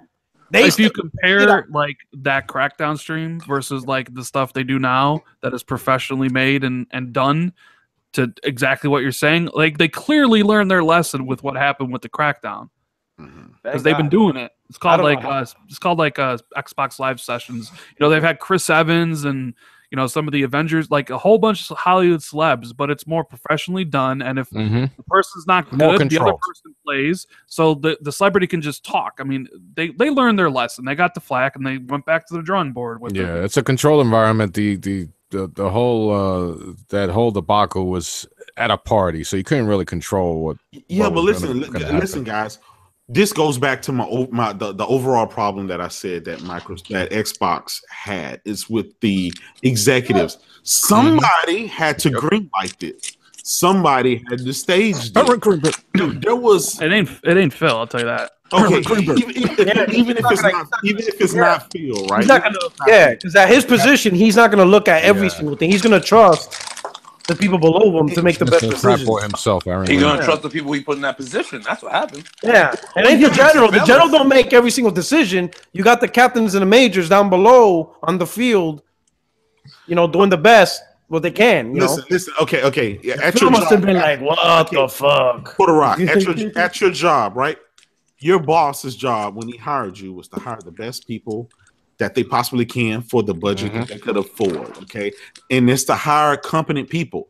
If you hire somebody and you're not competent that they're going to make the right decisions, then you would have never hired them. But when you hire somebody of a major corporation in a high position like this, and they allow that to happen, they had to foresee this may not be. That's not true. Because look at Sony went through. Let's not pretend Sony didn't do the same thing with the PS3. Somebody had to realize you're not going to have a successful $600 gaming console and try to use cell processor as a Trojan horse. But remember, nobody did. Ken Kutaragi was the one up there telling us we need 2 jobs. Get another job. Know that. That's what I'm saying. Big wig doing all that. Everybody makes mistakes. You can't foresee something. I understand this, but you can't foresee everything. So you've been hyping this game up since 2014. Everybody has been waiting to see this game for years. And now you trust it in the hand of some drunk B-list actors? Well, Crackdown, let's be honest, it isn't the top tier game. I think the Xbox community or like the fanboys are, but Crackdown is not. It's Crackdown 3. It's not. Look, as I said this before, I played the game, right? I played the game. I played Crackdown 3, right? Yeah. It feels the exact same as it did 10 years ago. Right? Yeah, it's not. Now, when have we ever came this far, this low, as into depending on a Crackdown 3 as a flagship? It's not. I think, like I always say, remember 2010. Yeah. Just remember what games came out alongside of Crackdown 2. I'll wait. In 2007? No, 10. Yeah. Everything. Halo Reach came out that year. Mass Effect 2 came out that year. And Crackdown 2 wasn't that good either. Well, even when Crackdown 1 launched, you had Halo 7. You had Mass Effect that year. You have Halo 3. I'm sorry, Halo 3. No, you had the Halo 3 beta. Yeah, Halo 3. Halo 3 beta. Halo 3 beta was in Crackdown, but Crackdown, all the games that came out 2010. I mean, the list goes on. Mass Effect 2. I mean, you had so much. Crackdown was just like, oh, cool, another game I could try out. You know what I mean? But it wasn't something you're betting all your money on to put. It's that version. It's the Xbox version of Infamous, except not as good. Right. That's it. That's Crackdown. Right. Well, it's a lot bigger in scope than Infamous, but yeah, that's true. Yeah. Man, my thing is the multiplayer for Crackdown is the selling point. Let's get that understood. Yeah, that is a selling that needs to excel. And they haven't showed anything. Like that tech demo they showed looked phenomenal. I'm not gonna lie. It looked great. We've never seen destruction like that in any game ever. Right? Is the destruction gonna matter? That's the big point here. Like, well, it should be. I mean, we never seen it before. The closest destruction we had to that was probably Red Faction 2. Yeah. So what I'm saying is, they haven't showed us anything, and this is why I was elaborating to, if that game would have came out November 7th, right? That destruction mode is called, I think it's called Wrecking Ball. That was a separate entity in itself, and that would have launched at a later date. You would have got the campaign we first. got a donation. My bad. And then, so yeah, the reason why they delayed is the Wrecking Ball mode's not ready. It's not. It's not ready. It's been how many years? So we'll see, man. I don't know. I don't know, man. You know, if we were willing to give The Last Guardian a chance, we can give Crackdown 3 a chance. You know. Yeah, but see, here's the thing all about being patient. While we've been waiting for The Last Guardian for freaking there were other things that came years. Yeah, there was no lack of software where right now it seems like every single game that releases on Xbox is a do or die for them. Yeah, I agree with that. So we put too much value on just every single game that comes out. Every game that comes out has to reach that Halo status, or it's a big failure. Once Phantom Dust was dependent on to like move units, I was like, holy shit, they're in trouble. All right, I love the first Phantom Dust, but it was not a big seller, and it was a very niche game. Right. So, hey, I got a $5 super chat. We got 2 of them. So yeah, okay. Awesome. Oh shit, VR baby. Well, that might be that guy again with a different account. So, I'm telling you. Yeah. So that's probably Kratos. So he says, so Ralph Reliquious, I hope I pronounced your name properly. He said, so what are y'all saying? Crackdown didn't evolve like first Uncharted to now? No. I mean, Uncharted evolved just not Crackdown. No. Definitely. He said Uncharted evolved, but Crackdown didn't. Look, I'm telling you, that whole lock on to their dead, nah, bro. It's 2017. We're not doing this. In fact, it's not even the same devs. Like Crackdown 2 was a totally different dev. Yeah, like Sumo Digital. Come on, get it together, man. This is the problem. So it wasn't even committed. This is an internal problem. They need to get more talented. There's hungry developers out there waiting to get their shine, waiting to make their mark in the gaming industry, and they need to be grabbing those guys, man. Sumo Digital, what the fuck have they made? Yeah. Like literally, what does Sumo Digital make? You know, the other thing is time. You know, if they have the proper time to make what they envision, then. But here's the thing: they don't have time because while they're trying to figure it out, and while they have their teams working on games, Sony are releasing the biggest games that they have ever. But that Kratos, that goes back to structure. They're structured well. They're seasoned. Sony's been around for 25 plus. Yeah. So they're seasoned. They're structured. In Japanese culture, their structure doesn't change. And if someone fucks up, they get demoted. Like there's a whole other element of why the executive team is still on top. You know what I mean? Yeah. And Microsoft, they're always scrambling. They're always new people are coming in, old ones going out. Like it's never solid. You know what I mean? Plus, there's a big difference between both companies. Like Sony is PlayStation, right? Yes. If PlayStation fails, Sony's done as a company. Facts. Xbox could be gone tomorrow for Microsoft, and nothing would change. In fact, their stock price might even go up. It's, not.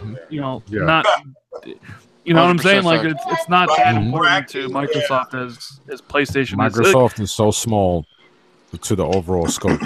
I mean, not Microsoft, Xbox. Within the ecosystem of Microsoft, Xbox is very tiny. That is true because little support. When they look at each other's product, they obviously look at a different view. Like Rand said, you know, PlayStation is Sony at this point. It is Sony. You could say is now more than ever a gaming company, vice the electronics company they were 20, 30 years ago. They you could say evolve, change. Sony now is more closer to what Nintendo is than they were and a big electronics consumer product. They were, don't see Microsoft cameras. The cameras, like you said, the cameras. Yeah. So like Microsoft, they look at Xbox. You're like, Rand is right. You know, it's just one small part of their overall big numbers. Yep. And let's say if Xbox gone, sure, the gaming community will flip the hell out. But after a year, no one will remember. Like, does anybody remember Zoom? No one remember. I still have them. but the people forgot that. Like, what is it? Nokia. Like that shit's gone. Yeah. Like no one cared. Like so, like Microsoft could literally say, we're done with this," and within a couple of months, it's forgotten. They could do the same with Xbox.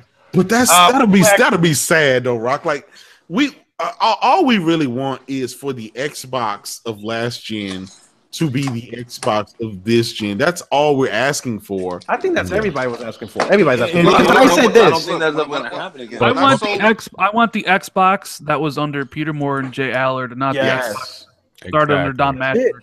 So. Exactly, and it goes back to what I was saying about management. The team is a lot smaller than what it was during the 360 days. Their focus, they don't have one right now.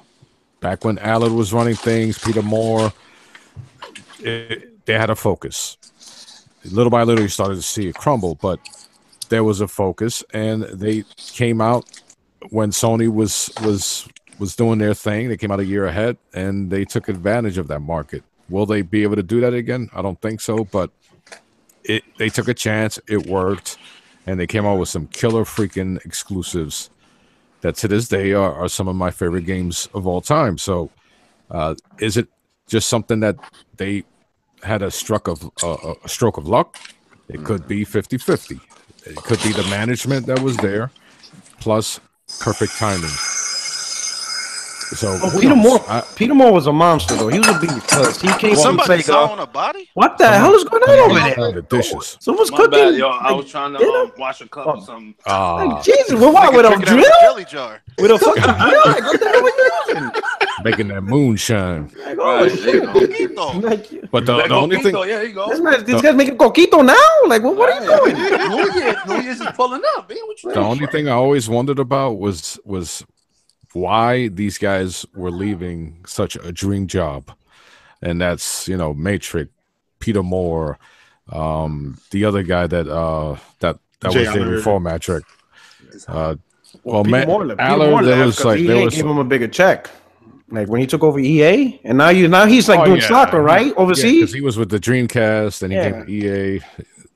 I mean, he owns his own team now. I believe. Yeah, he owns his own team now. So obviously, money's a good motivator for him. But yeah, you look at all those people who he still got them tattoos though. Yeah, GTA, and and it's like, you're leaving a dream job. Why? There's been so many changes in management. You have to wonder why. So to me, it always been that they don't have full creative control because they have this huge, I forgot the freaking name, stockholders. You have this huge, number of stockholders looking over your shoulder and basically telling you what to do when they don't really know what to do. So, it's not a job. As a fan, I would love to be the head of an Xbox division, but looking at it from a business standpoint, it has to be. Phil Spencer has to be like between a rock and a hard place, or rock and a hard place. I think that's the same. Hey, Phil, I'm sure he doesn't have the full creative control that he would like. And that's I see him working for Sony in the next generation. I'll tell you that. Nah, I see him working with Jenga or something.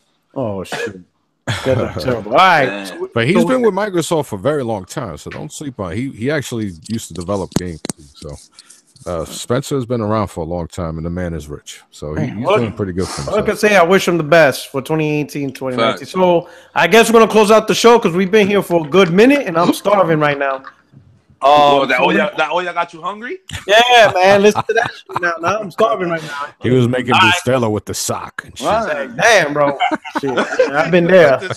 Shit, hard times. I've been there with my parents. All right, so we're going down the line, man. Yo, Alex, man, say your goodbyes for 2018 because this is the last podcast of 2017. It's been real. 2017 was dope. 2018 is gonna be better. Look forward for that. Hopefully, I'll be hosted on these podcasts a little more if Puerto Rock lets me.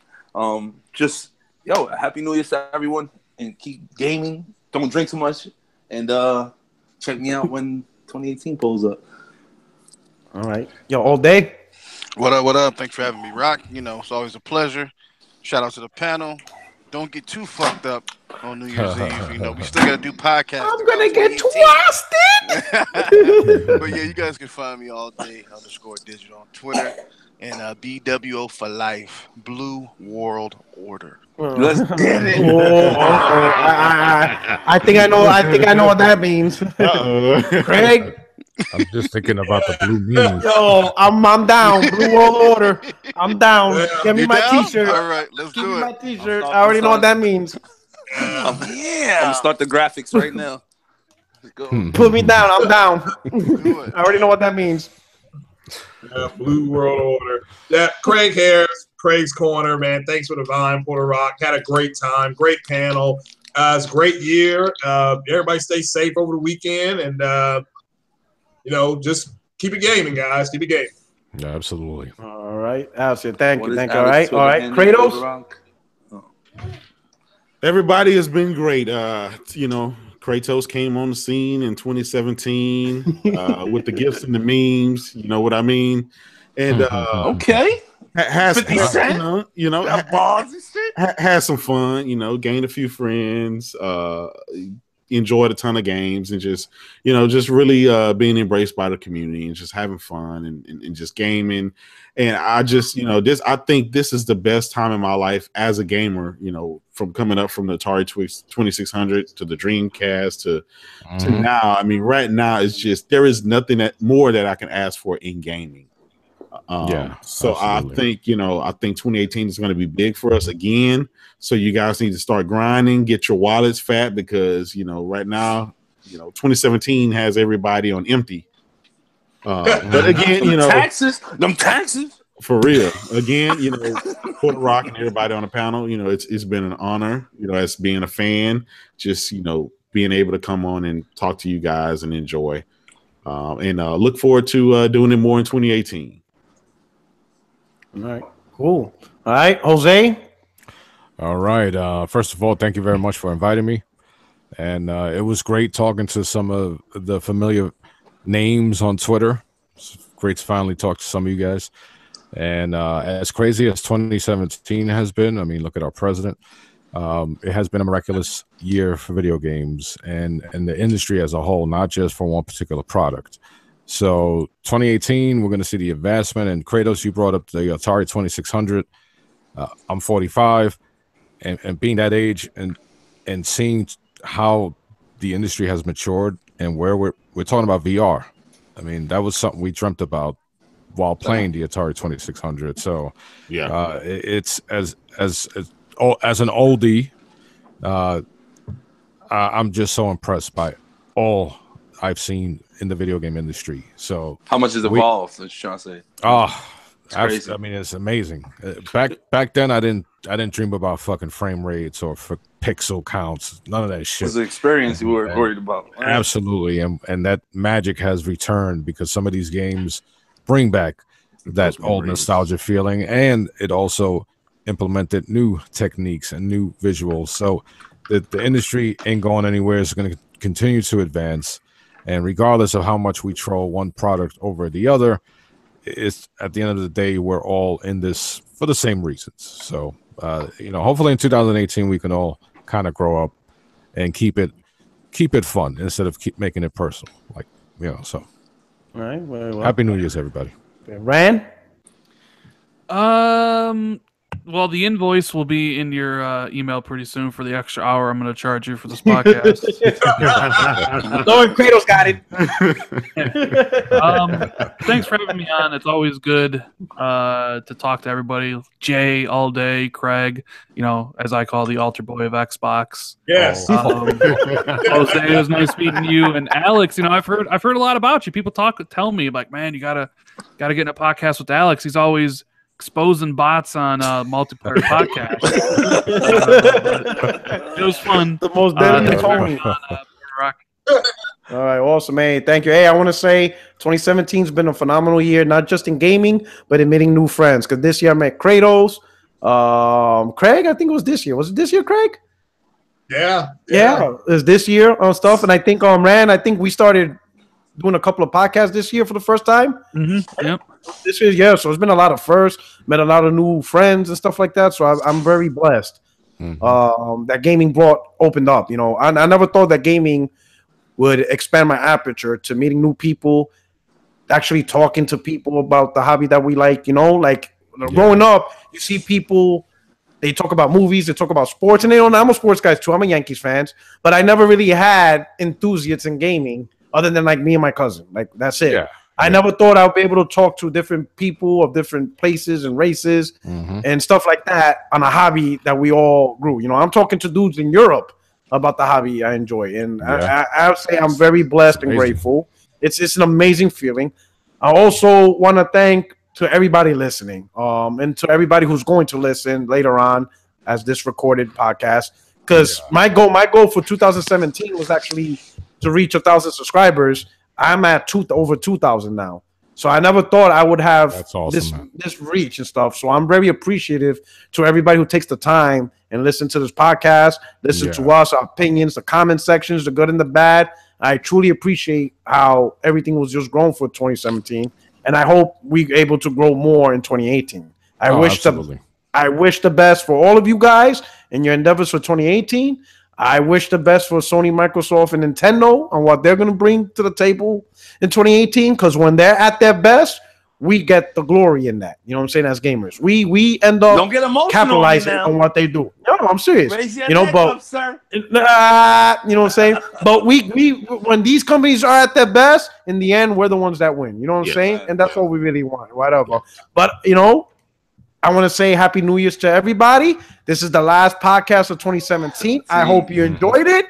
You know, despite fucking Alex making coquito in the background and shit, and his fucking his pasteles and all that rice shit. pudding, yeah. You know, he's doing his work. Shout out to the Jay Barry for coming through too, because he had to leave. And definitely, Jay Barry had to leave, but my man Jay Barry was helping him out in the beginning. But anyway, to everybody listening, I hope you enjoyed the 60 Frames No Lag podcast. Woo! This feels like the ball drop right here.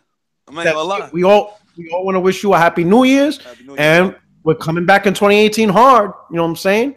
We're gonna have a lot of fun next year. I'm telling you, we're gonna plan out this E3 trip. We're gonna make it special. Oh shit! Trust me. You know, Blue World Order road trip. You leaving next year? Right? I'll be in Europe. Blue World Order. I'll be in Europe. You know, so I'm gonna be at Gamescom next year. I'm gonna let you know that now. Coverage over there. We're gonna make something happen. Gamescom coverage. You know what I'm saying? All right.